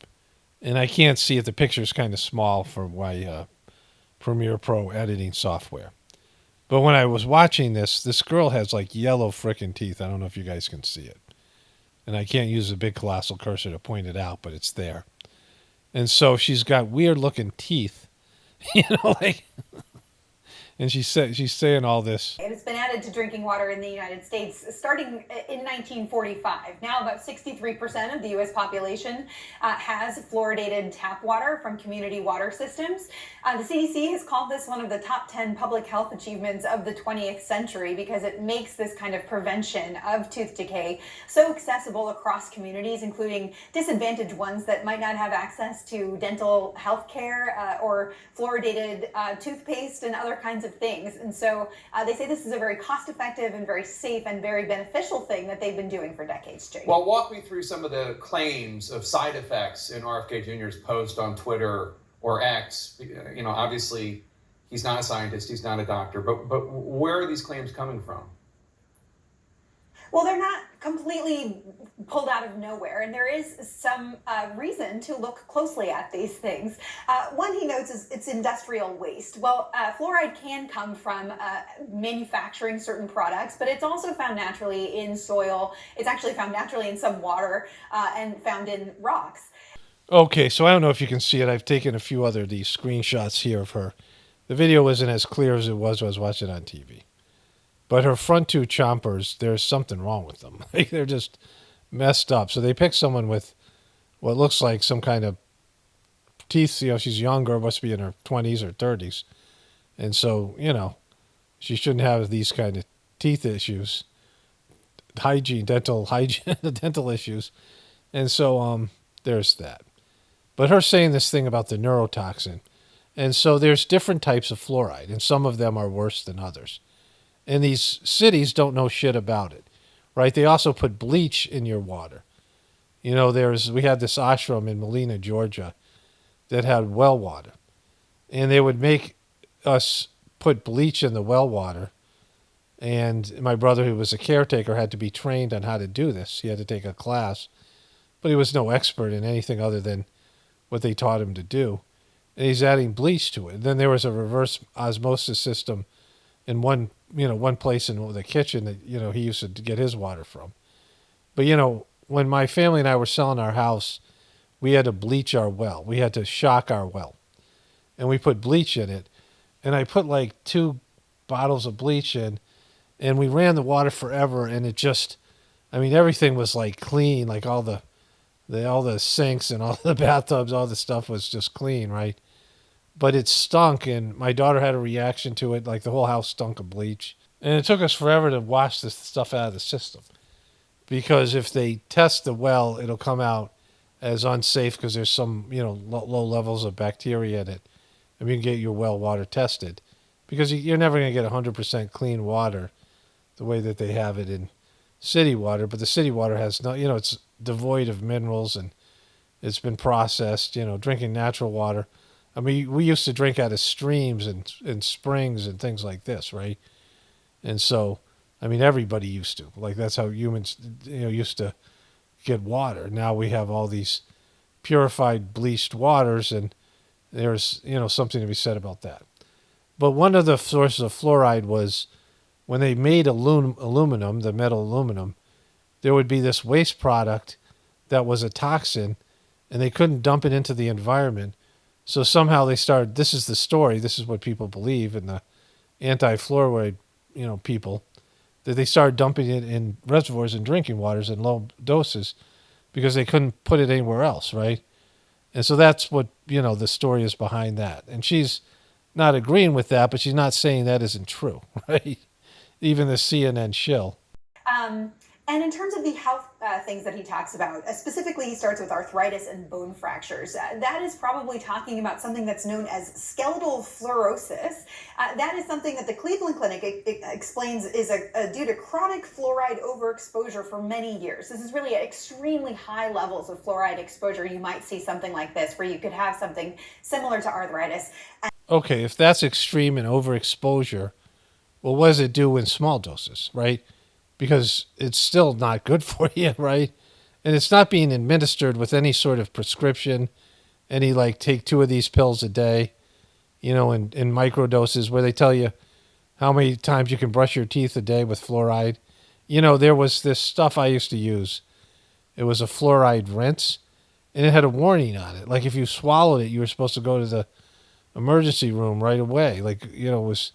I'm like, you're supposed to, I looked at it, threw the thing away before I knew any of this stuff, right? I mean, these things have warnings on them, And to bone fractures. Now, IQ loss and neurodevelopmental disorders, that has been receiving a lot more attention recently. A recent report from the government found that at levels twice as high as the recommended limit in U.S. water systems, there has been a potential link to lower IQs in children. So that is something that's being looked at, Jake, but again, much higher than what is supposed to be in the water. Well, are there examples of just massive overdoses of fluoride in water that I just haven't heard about?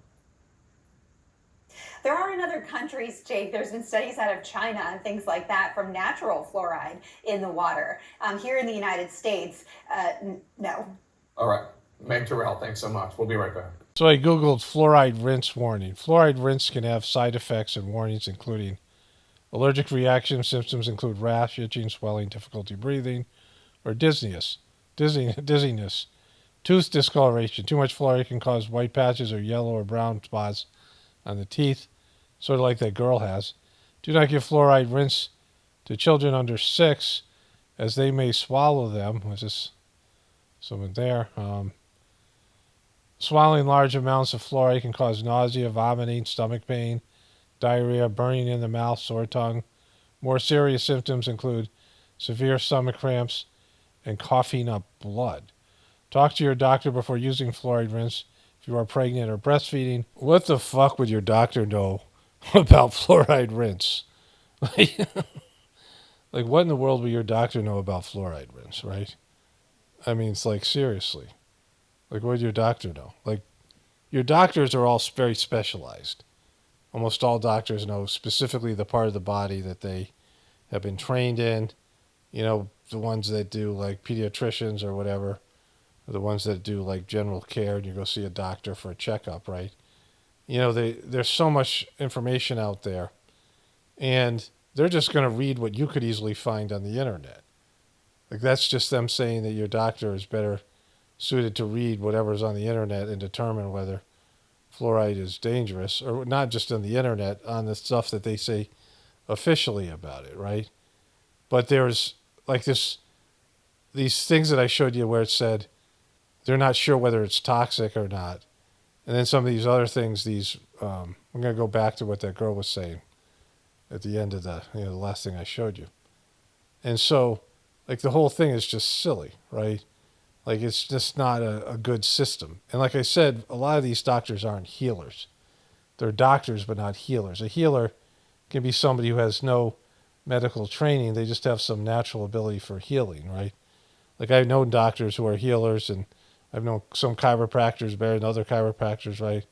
But it's people who have some intuition and just, they have healing energy, and they're passionate about what they do, and they're always learning more and evolving, and they go outside their own limited model, and they bring in other things when necessary, right? Overuse of mouth rinses can harm gums, tongue, and inner cheeks. Other side effects may include burning in the mouth, sore tongue, nausea, vomiting, diarrhea. Hey, this is what Jake Tapper should have done. Read this motherfucking shit, right? Increased saliva, stomach pain or cramping, muscle weakness, shaking, and seizures. You should contact your doctor or pharmacist if you notice any side effects or have any questions, concerns about fluoride mouth rinse. Okay, so I accidentally hit cap locks here. If you swallow fluoride rinse, what should you do? I use some of the other search and just, you get the idea. If you accidentally swallow small amounts of fluoride mouthwash, small amounts, you should stay calm. Don't panic or induce vomiting. Rinse your mouth with water or milk to dilute the mouthwash and reduce the concentration of active ingredients in your stomach. Monitor for symptoms. Watch for symptoms like nausea, vomiting, dizziness, or abdominal pain. Call a doctor or poison control center. If you swallow a larger amount or experience severe or persistent symptoms, call your doctor or the poison control center. There's the number. Go to the emergency room if you experience serious symptoms like convulsions, a rapid heart rate, or breathing problems. Go to the emergency room immediately. So, what the fuck, right? I mean, you're putting this stuff in your mouth, and if you swallow it, these things can happen. Because they say to call the poison control center, so you must have swallowed poison, right? That's what it said on my, when I looked at this mouth rinse that I was using, like, in my 20s, years and years ago. And I'm like, oh my God, I'm not using this anymore. What happens if you swallow it, right? And so, it said it right there, and I'm like, well, that's a disaster. So, I mean, just a bad situation. And why are you doing that when there's other things that are better for you that don't have these side effects? But just to wrap this up, what Van Jones was saying, that people just don't believe in the official story because you guys got caught lying. And the pharmaceutical movement, the allopathic movement towards pharmaceuticals, it's a movement in where if you're a chronic patient and you need multiple pharmaceuticals for pharmaceutical drugs and multiple doctor visits, you're great in terms of being a customer. They view as a customer that is doing preventative things and is not putting things in their body that is toxic, right? You guys remember my old videos where I talked about read the ingredients, whatever it was, right? How exhausting it is to constantly have to read the ingredients when you go into the supermarket. And then you got to Google certain ingredients because you don't even know what they are. You can't even pronounce the words, right? Because they put chemicals and stuff in it. And you got to know what it does. And a lot of this stuff is slow kill that it builds up in your body and it affects certain systems. And then you go to a doctor and they put you on pharmaceutical drugs that then cause side effects. And then it just keeps on snowballing because the next thing you know, you have all these chronic conditions and you don't know how to get healthy, right? So let me tell my dentist story and all these things. The hypoxatrate, nanohypoxatrate toothpaste I'm using. And again, I don't advise people. Like, that's the first thing. I don't give advice because of all the things I've said in so many videos. And I hope that people will get to a state where you can make your own good decisions. Like, I am happy with my decisions that I've made in these, well, just all of them when I started doing the Sajmark meditation. Even my dysfunctional marriage to a nightmare situation, it had all these unseen benefits. It had all these wonderful benefits on a spiritual level. It was a disaster, right? But all the things that I've done since I started meditating, I started to use my heart as an instrument, connect to God, pray about things, and just have a way of doing it. My decisions, there's of course always going to be some smaller mistakes, but my decisions have all been, the ones that I've made working with the divinity inside of me, the soul, and using the heart as an instrument to figure things out. They've been all great decisions, right? Like, some of the decisions haven't been, necessarily led to immediately desirable effects, but they were what was best for my soul and my spiritual journey. And it's not that hard of a system to use if you just put in the effort and you grow sensitivity and you have confidence in your ability to. You also have to have confidence in the system.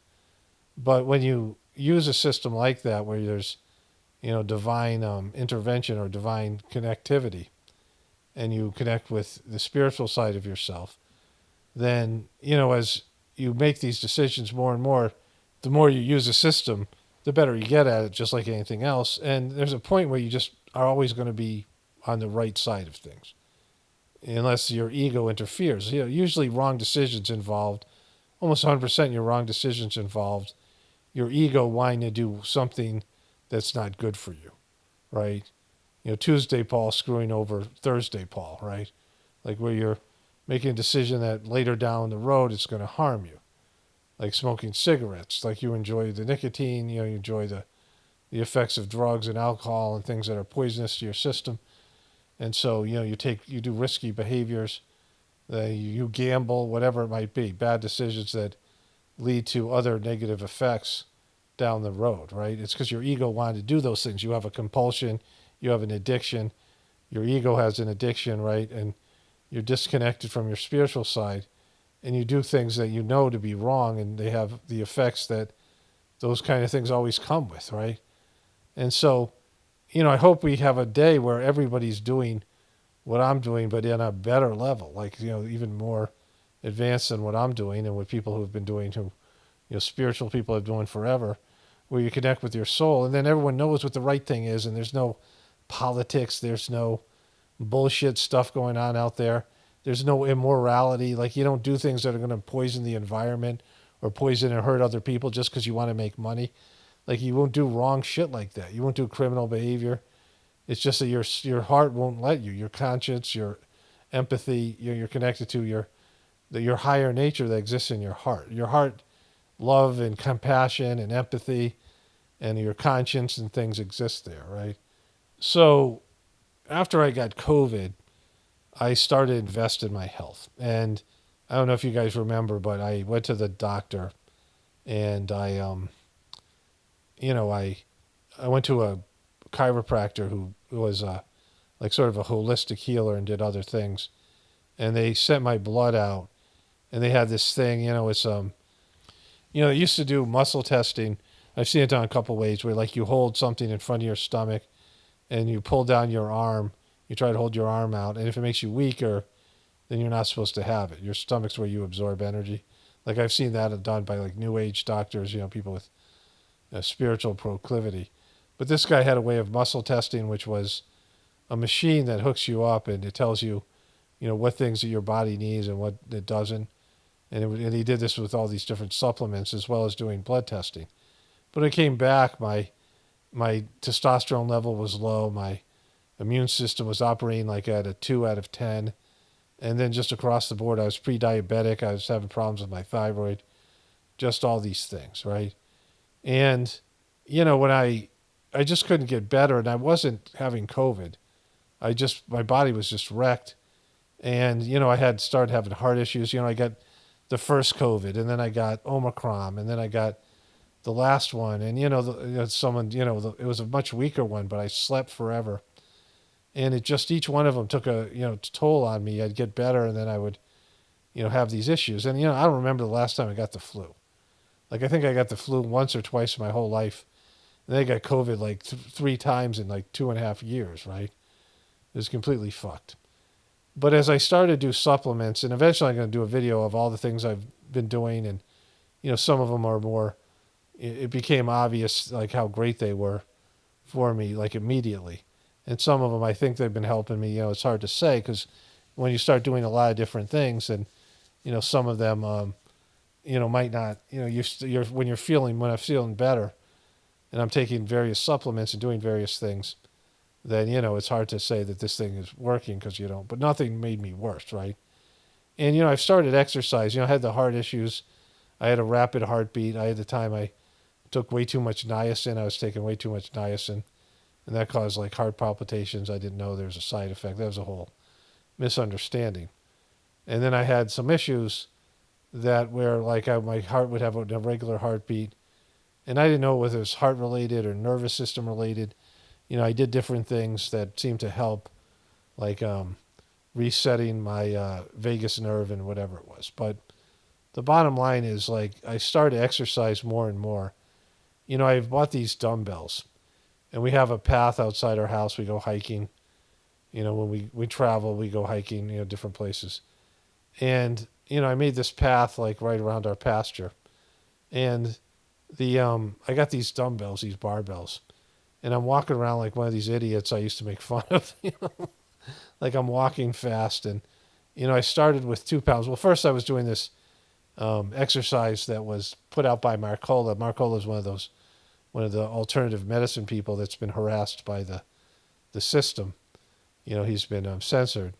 And now he's, at some point he started thinking of himself as Jesus, which isn't good. But I was trying to, boost my nitric oxide, which seemed to have helped as well.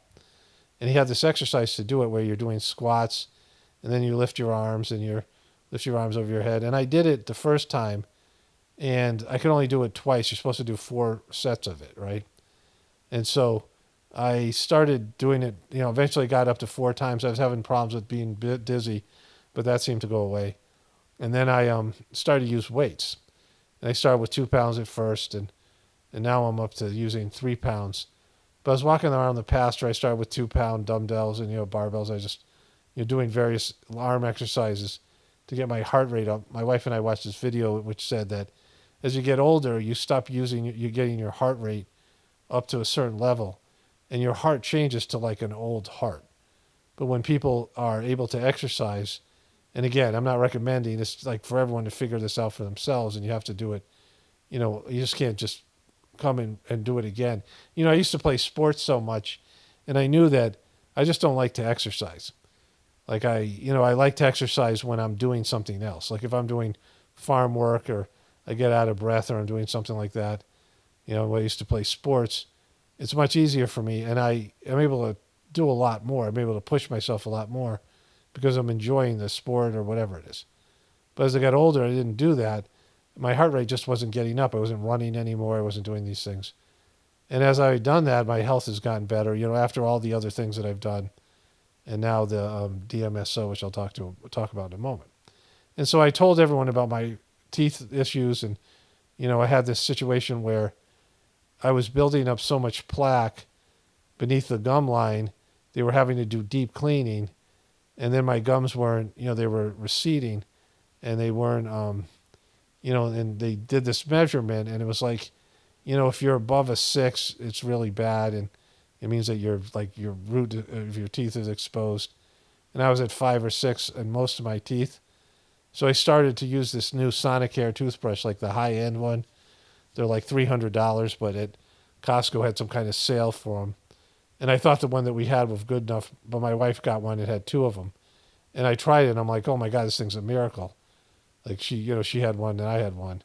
Like I just wanted to try it, and it was only $20 more than their regular ones. And at the same time, my wife found this nano hypoxatrate, which is supposed to be like 98% identical to your teeth, and your teeth are supposed to absorb it. And I've been looking for all these different toothpastes, and I went back to the dentist, and I told my dental hygienist about it, because she had advised me on ways to brush my teeth. And she was measuring my gums, and she said they've all gotten significantly better. They were all like, if it was a 5 or a 6, it was down to a 3 or a 2, right? And I had a few that were still a problem, but, so somebody wrote to me and said it was making my gums grow back, and I don't know about that. But it did help get rid of the plaque that was keeping my gums from going back to the way they were before, right? So I don't know if it helped with the gums in terms of, any of those things. And so, like, I mean, it's definitely helped me. And I also noticed my teeth aren't as sensitive. So the nano hypoxatrate and the Sonicare. But of course I have those metal fillings, and I don't know if the vibrations of the Sonicare is, messing with them, because they seem to be eroding. But I'm going to get those last 2 metal fillings out, so there's that, right? And so, that's all I know about it in terms of my own experience. And, I was getting way too many x-rays at the dentist, and they wanted me to come in 3 times a year instead of twice a year. And, it's just, it's expensive, and it's going to the dentist, right? So I wanted to get control over it, and it seems like that's all gotten better. And like maybe the conditions in my mouth, because it's also, there's a video my wife saw on one of my videos, and it was recommending this stuff that was supposed to change the condition in your mouth, like the bacteria in your mouth, because their point was when you dig up skulls of ancient people, they had all their teeth, and their teeth are in good shape, right? And so, I just don't trust the system, and I try to find things outside the system. And some of them seem to work. Some of the times it's a long haul, and it takes a while before you find the right thing. But, that's made it better. The DSMO seems to be working, like all the pains I had in my body, my shoulders, my back. And I haven't had a migraine since I started using it. And, that's been getting better anyway. Like I've been having less migraines. But the only problem is when I put it on, I've been putting it on with castor oil, because I was using castor oil as well for various reasons. And again, I'm not recommending this. This is something for people to figure out. I'm not an expert on it. But the DSMO was like it would sting, and it would hurt for a while, like 10 or 15 minutes. And it wasn't always the same part of the body. Like I put the DSMO everywhere. And like I said, it's working. I mean, it's having the desired effects. But I just put it on like before I did this voiceover, and I took a cold bath. I've been usually taking like a warm bath at night, but I usually take a cold bath, using water fresh out of the well, like it's coming in at like 50 to 60 degrees. And I take one of these sort of hydro, wet baths, and I put on the. I just tried it with doing it after the cold bath. It seems to be working, but it makes me itchy and sting, so it sucks. It's not there's things about it I don't love, but it, has been working, at least in terms of up to this point. But anyways, what I was trying to say here, the overview of this whole thing, I don't trust the people that run the system. They're not trustworthy people. And some of them might not know they're lying, but they just regurgitate what they're told. And even when there's proof and evidence that it's not working, you know that the medicines you're taking are hurting you. Like you start having side effects from the medicines, and they just give you another medicine, and then that's causing side effects. At what point do you say fuck you to the pharmaceutical company and go off on your own? And I'm not telling you to do that. I'm just saying in general, at what point do people do that? And often it's never, right? Often people are just afraid to break free from the institutions and the corrupt institutions, whether it be the government. I mean, it's the same thing with voting.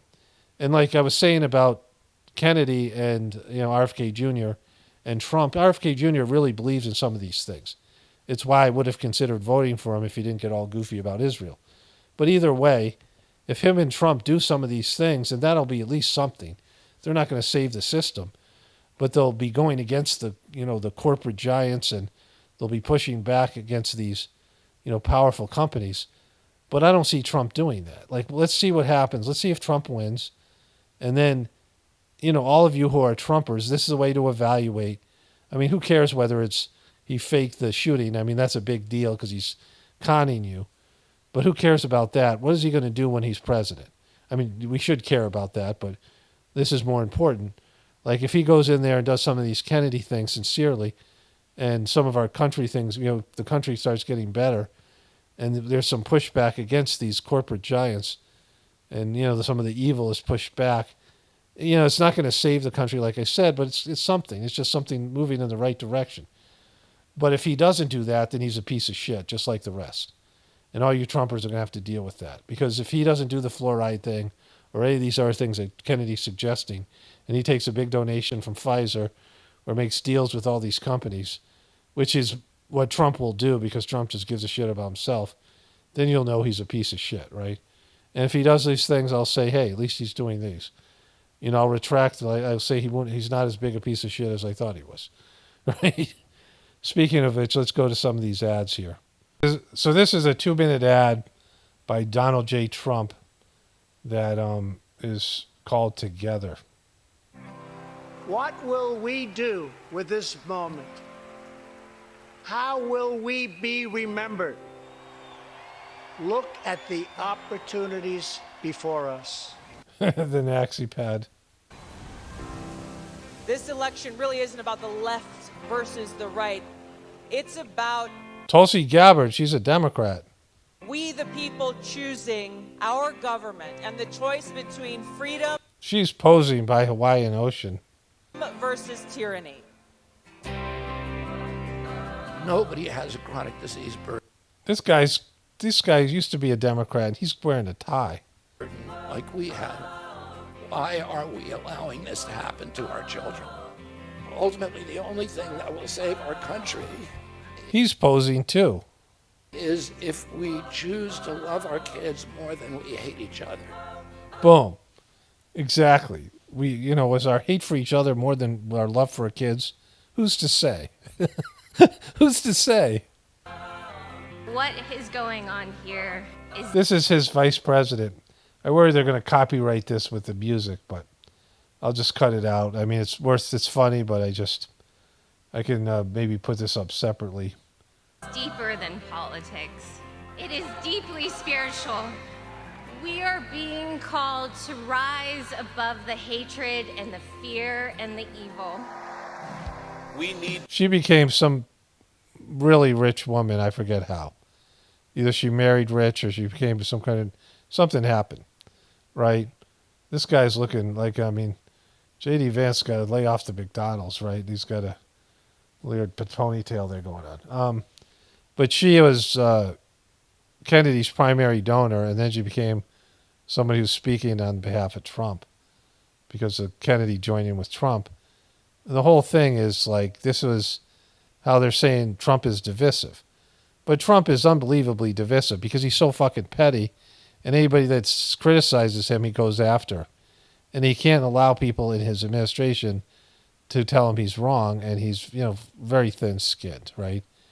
And so he's divisive for a lot of reasons. And the Trumpers are always like, he's always being attacked, and I'm like, yeah, because he provokes it. Like, he purposely provokes it. He says shit that they don't like, and then he wonders why they don't like him, right? And so, he's a divisive figure. And there is no unity at this particular time in American history because people just don't get along in general. Like, people who agree with each other don't get along. Like, go and see like flat earthers or cubies or vegans or, any of these groups, and the people don't get along with each other. People in the truth community are always arguing with each other over small little details. Even if they agree with each other 80% of the time, it's still, they get into it. Like, people are just not very agreeable and not very cooperative and are very short-sighted. And so this idea of building a community, which is what we're going to eventually need, most people aren't going to be up for it because they're not going to be able to put aside their petty differences for the greater good. It's going to take people starving to death for them to, get rid of their obsession with their own personal beliefs that mean absolutely nothing in the larger scale of things, right? To remember above and beyond that we must love our neighbors, that we must treat other people It's just so funny. I'm not posing. This is a natural laugh. as we hope to be treated. I didn't even know there's a camera on me. Look at this dude right here. And that dude right there. You want to be a rebel? You want to be a hippie? You want to stick it to the man? Show up on your college campus and try calling yourself a conservative. Boom. That's what, stick it to the man. America is going to reach heights that it has never seen before. The future is going to be amazing. Yeah, woo. Let's chip everybody. Woo. Everyone get a chip. You get a chip and you get a chip. As you leave, I'm going to chip all of you guys. Don't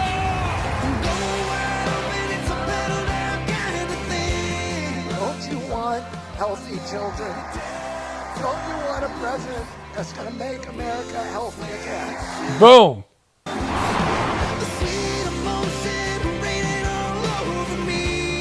I come to you today as a former Democrat. I will be a first-time Trump voter tonight. Boom. She did it. She voted for Trump as a Democrat. Look at the dance. Look at this. Kid Rock. Look at him do the dance. Boom. Look at him go. Okay, so this video, I got through everything but this stupid Kid Rock song that they copyrighted because Kid Rock's a piece of shit. And this is so weird and dysfunctional. But here it is. They had this stuff about making America healthy again. And then they have them scooping those fucking death fries. Boom. The people dreamed this country. And it's the people who are making America great again. Boom. It's so inspirational. It's a unit together. They're going to do it together. It's unity. Trump's a uniter. That was just spectacular. So at the same time as YouTube recommended that to be, they then recommended this like the next video. It'd be dangerous just to bring them back to their countries. Their countries weren't accepting them back until I came. You know, with Barack Hussein Obama, I call him the Great Divider. He's the Great Divider. Yeah, you're the Great Divider. I mean, worse than he is. Barack Obama is far less a divider than you are, right? I mean, I like you better because of it, like in terms of it's funny, but it's like not good, right? But he said that at the beginning, bringing these people back to their country. Actually, be dangerous just to bring them back to their countries. Their countries weren't accepting them back until I came. You know, with Barack Hussein Obama, They're not going to accept him back again. How are you going to get him back? Like, it's not so easy to get millions of people. I mean, that's like an airlift. Like, that's some kind of, your whatever they call when you have to take your army and bring it to another place, right? It's mobilization of like an army. I call him the Great Divider. He's the Great Divider. And he hit, and Michelle hit me. I was so nice to her. Out of respect, I was so nice. Okay, so I'm editing, and I want to come back to this. I thought about this after he said it. He's going to say it again. Who gives a shit whether you're nice to her? This is politics, right? It's not real. They don't mean anything. Just like you say mean things about people. Like you said, you were going after DeSantis, and people asked you why, and he said, well, he's the front runner. If somebody else is beating him, I'll go after them. And so it wasn't like you wanted. You're not talking about DeSantis now, right? DeSantis is supporting you because he's certainly not going to support the Democrats. But when he ran against you, you hit him. Like you hit Jeb Bush. You said that about Hillary, lock her up, but you didn't mean it, right? So, like, don't you understand? Like, you do it. Why don't you understand when other people do it? They don't mean what they're saying. It's politics, right? She hit me the other day. I was going to say to my people, am I allowed to hit her now? They said, take it easy, sir. Sir, take it. My genius is... Well, it's not like you're hitting a woman or anything. Sometimes they said, just take it easy. Oh, what do you mean? She said bad about me. I can't hit back. Sir, you're winning. That's how they all talk to him. Sir, you're winning. Don't hit back, sir. Just relax. Is that good or bad advice? I think it's neutral. You know what the response is there? It's like, nah. What do the ladies from North Carolina think about hit back or just relax? Huh? Oh, they say hit back. You say hit back. I'd actually love to hit back, but we'll hold it a little while. We'll hold it. I'd love to hit back, but... Wait till after the election. Oh, no, she took some shots at me the other day. I said, whoa, what have we here? I'd never heard that before. I've always treated her very nicely. Again, who gives a shit? Like, people say shit about you when you're a public figure. We live in the age of people just talking shit, and everyone thinks their opinion matters, and everyone thinks they're a critic. If you're going to, I have to deal with it, everyone has to deal with it. I mean, it just becomes something where you become numb to it. Who gives a shit? Like, who gives a shit what these morons think about you? People that you don't respect, people you don't like, people you would never listen to, and all of a sudden they're talking about you and they matter. Like, who cares what Michelle Obama says, right? Lots of us have implied that she's a dude, right? Like, I mean, like, if she's not, like, well, that sucks, right? I mean, that's kind of mean if she's not. Like, all the people that said Michelle Obama's a dude and think she's a dude and have said it or made videos and had their channel become successful because of it. Nobody I know personally. And what if she's not a dude, right? Like, all these people have said that she's a dude and she's not. Like, what if she's just a woman with, that has some dudish characteristics? And she, I mean, that's pretty, like, mean, right? Like, to say to a woman, hey, I think you're a man. And then she's like, no, I'm not. And you're like, yeah, no, I think you are. And you're lying. It turns out she's right and you're wrong. it's really insulting. It's kind of mean. So, I mean, she's taken enough abuse, right? I mean, if that's the case. So I saw something from Nicole Wallace, right? She had this guy on, and I didn't decide to tape it. And I just, I thought about it more afterwards. And that happens to me a lot, where I see something and it's not that significant. And then I'm like, holy shit, did they just say what I thought they said? And so let me just show you this. This is from the same day. Oh, J.D. Vance, you just effed up in a way that I've never seen in my political life, and I worked for Sarah Palin. I mean... Yeah. So she puts the G in ghoul. Like she's got more and more ghoulish. And there's a thing somewhere where did I show you that, where she's talking about getting Bush to vote for, or to come out and speak out? I think I covered that already. And so she had this guy on. This isn't it here. But she has her on here. And this woman says, I have a young daughter. And we sat there and watched it. And I was appalled, and I had to turn it off. Okay, so Trump had a comedian that was making fun of Puerto Rican people, which, was a bad choice on Trump's part, right? Especially in New York City, where there's a lot of Puerto Rican people. And there's lots of Puerto Rican people, I'm sure there's Trump supporters. And so I don't know if Trump bashed the comedian or whatever, but that led to Joe Biden saying the thing that Trump's supporters were trash, and then Trump getting into the trash truck, the garbage can, and missing the door and all that weird stuff that happened, right? And then Kamala mocking him on Saturday Night Live. Like, that whole thing was a series of events. It's all bullshit. It's just like these guys are all like, so, I want to use the R word here, but like they're so just bad, right? They're just not like functioning. They're low functioning people. I mean, it's just embarrassing. Like, who gives a shit? And then why would you have, what's her name? Rosie Perez, right? Is that it? Somebody, Perez, I don't know. She comes on, all of a sudden these celebrities show up, right? There's not anybody else in the Puerto Rican community that can come on and talk about how this has offended them, right? And so all these celebrities showing up, it just gets silly.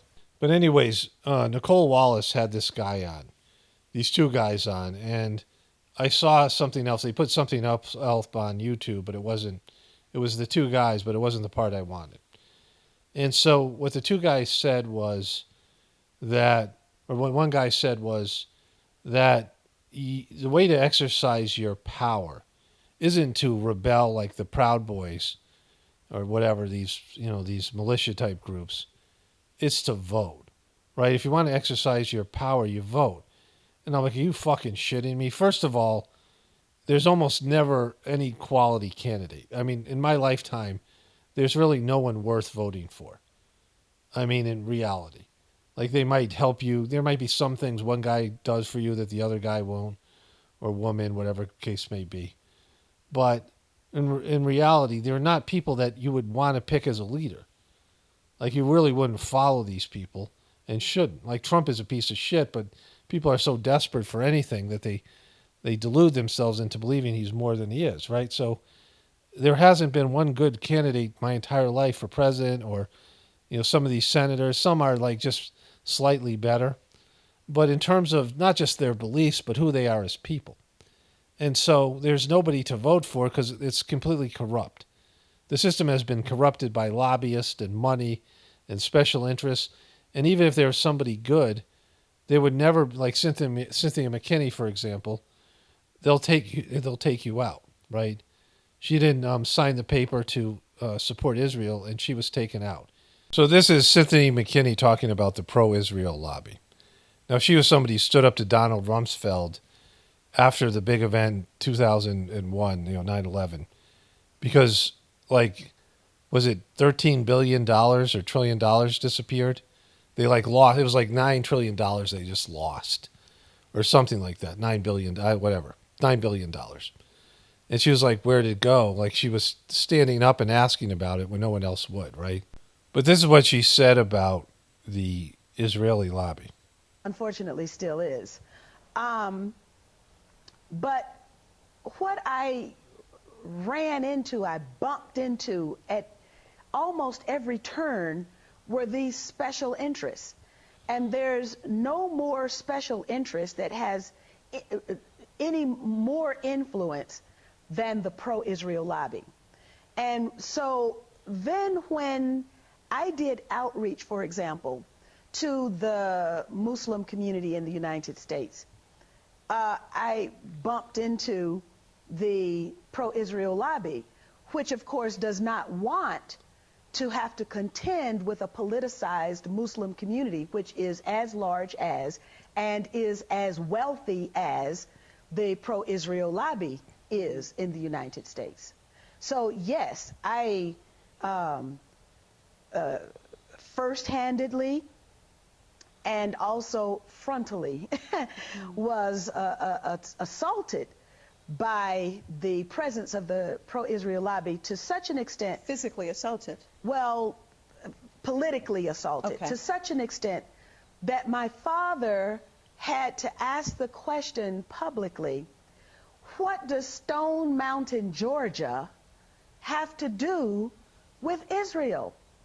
What I was doing was servicing the needs of my constituents, and I was... So, you know, I lived near Stone Mountain, Georgia when I was in Georgia. I don't know if she's going to say it here. Hopefully she will.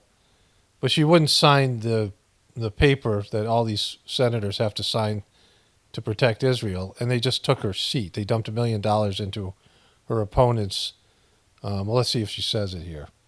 Was not allowed to do that because I did not toe the line on U.S. policy for Israel. What line is that they wanted? Were you told directly that you had to toe a line, or explain that to me? Well, every candidate for Congress at that time had a pledge. They were given a pledge to sign. And I was new on the scene. And so the pledge had Jerusalem as the capital city, the military superiority of Israel. American Congress people have to sign this pledge. Yes, you sign the pledge. If you don't sign the pledge, you don't get money. So, for example, it was almost like water torture for me. My parents observed this. I would get a call, and the person on the other end of the phone would say, I want to do a fundraiser for you. And then we would get into the planning. I would get really excited because, of course, you have to have money in order to run a campaign. And then 2 weeks, 3 weeks into the planning, they would say, did you sign the pledge? And then I would say, no, I didn't sign the pledge. And then my fundraiser would go kaput. I made it public. This probably nobody had said anything about it. But I made it public, and then, you know, the excuse was, well, you know, those were just overzealous advocates for Israel. So then the tactic changed. And but this is what is done for 535 members of the United States Congress. Okay, so this is something, you know, there's other people here. We don't need to see the rest of it. You can go find it if you want to watch it. It's interesting. But she later went on and said that they gave $1 million to her opponent and she lost her seat, and she's been out of politics ever since, right? And so politics doesn't work, right? You have to bow before the powers that be, this case Israel, the pharmaceutical lobby, the banksters, Wall Street, the military-industrial complex, and everybody else who has money. And so this idea that voting matters, that's how you express your freedom and your... Yeah, you got to vote. What, pulling a lever on something that may or may not count for candidates who are all sold out and bought and paid for, right? You know, there's somebody, like a comedian, suggested that every candidate should have to wear patches of the corporations and the countries and the lobbyists they get their money from, so you know who owns them, right? And so, like, voting means nothing. And this clown was on MSNBC, and then Marsha Wallace says, oh, my God, that was so brilliant. And thank you guys for coming on. I'm like, Jesus Christ, right? It's just unbelievable. Okay, so I just added the beginning of the video, and I'm going to end the video here. It's a great picture of Marsha Wallace. She was really depressed and ghouly on And the election night, as you guys all saw.